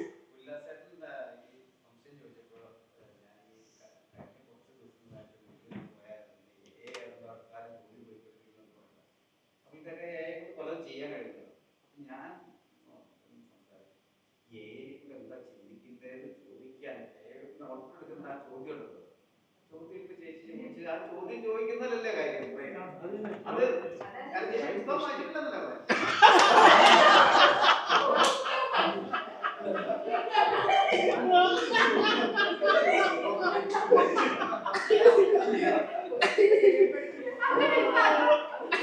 അത് റെക്കോർഡ് ചെയ്യണ്ട.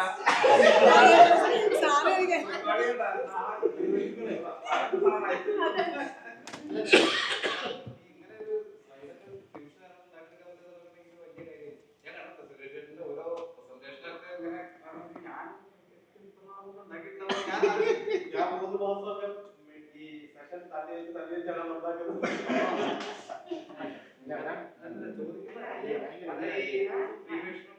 എങ്ങനെ ചോദിച്ച് നമുക്ക് ആവശ്യമുള്ള എടുക്കാന്നുള്ളത് വലിയ കാര്യമാണ്. അത് പഠിക്കണം.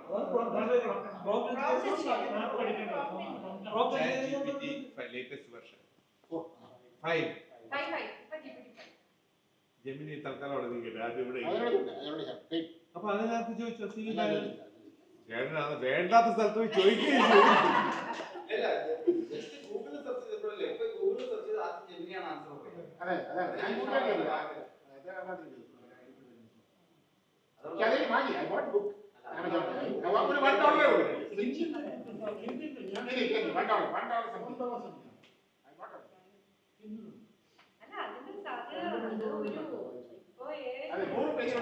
എല്ലാവർക്കും ചായ Thank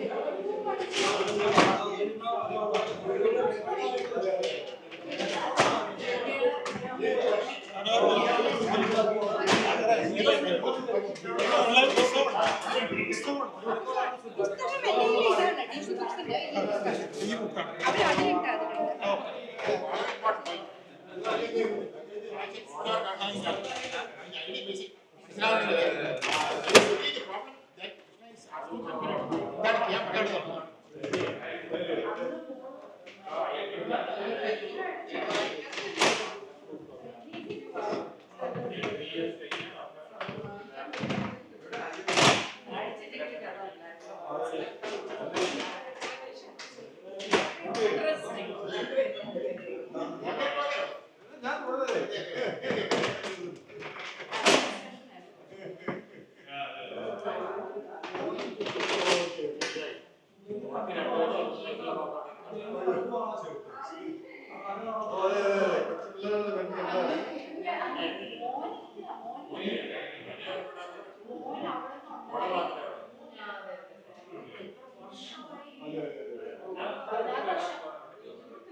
ഞങ്ങൾ അവർ മാറിയിട്ട്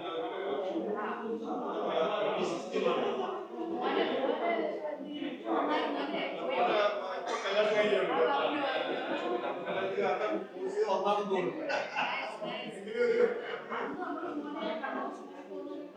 ഇനിയിപ്പം കല്യാണം കഴിക്കും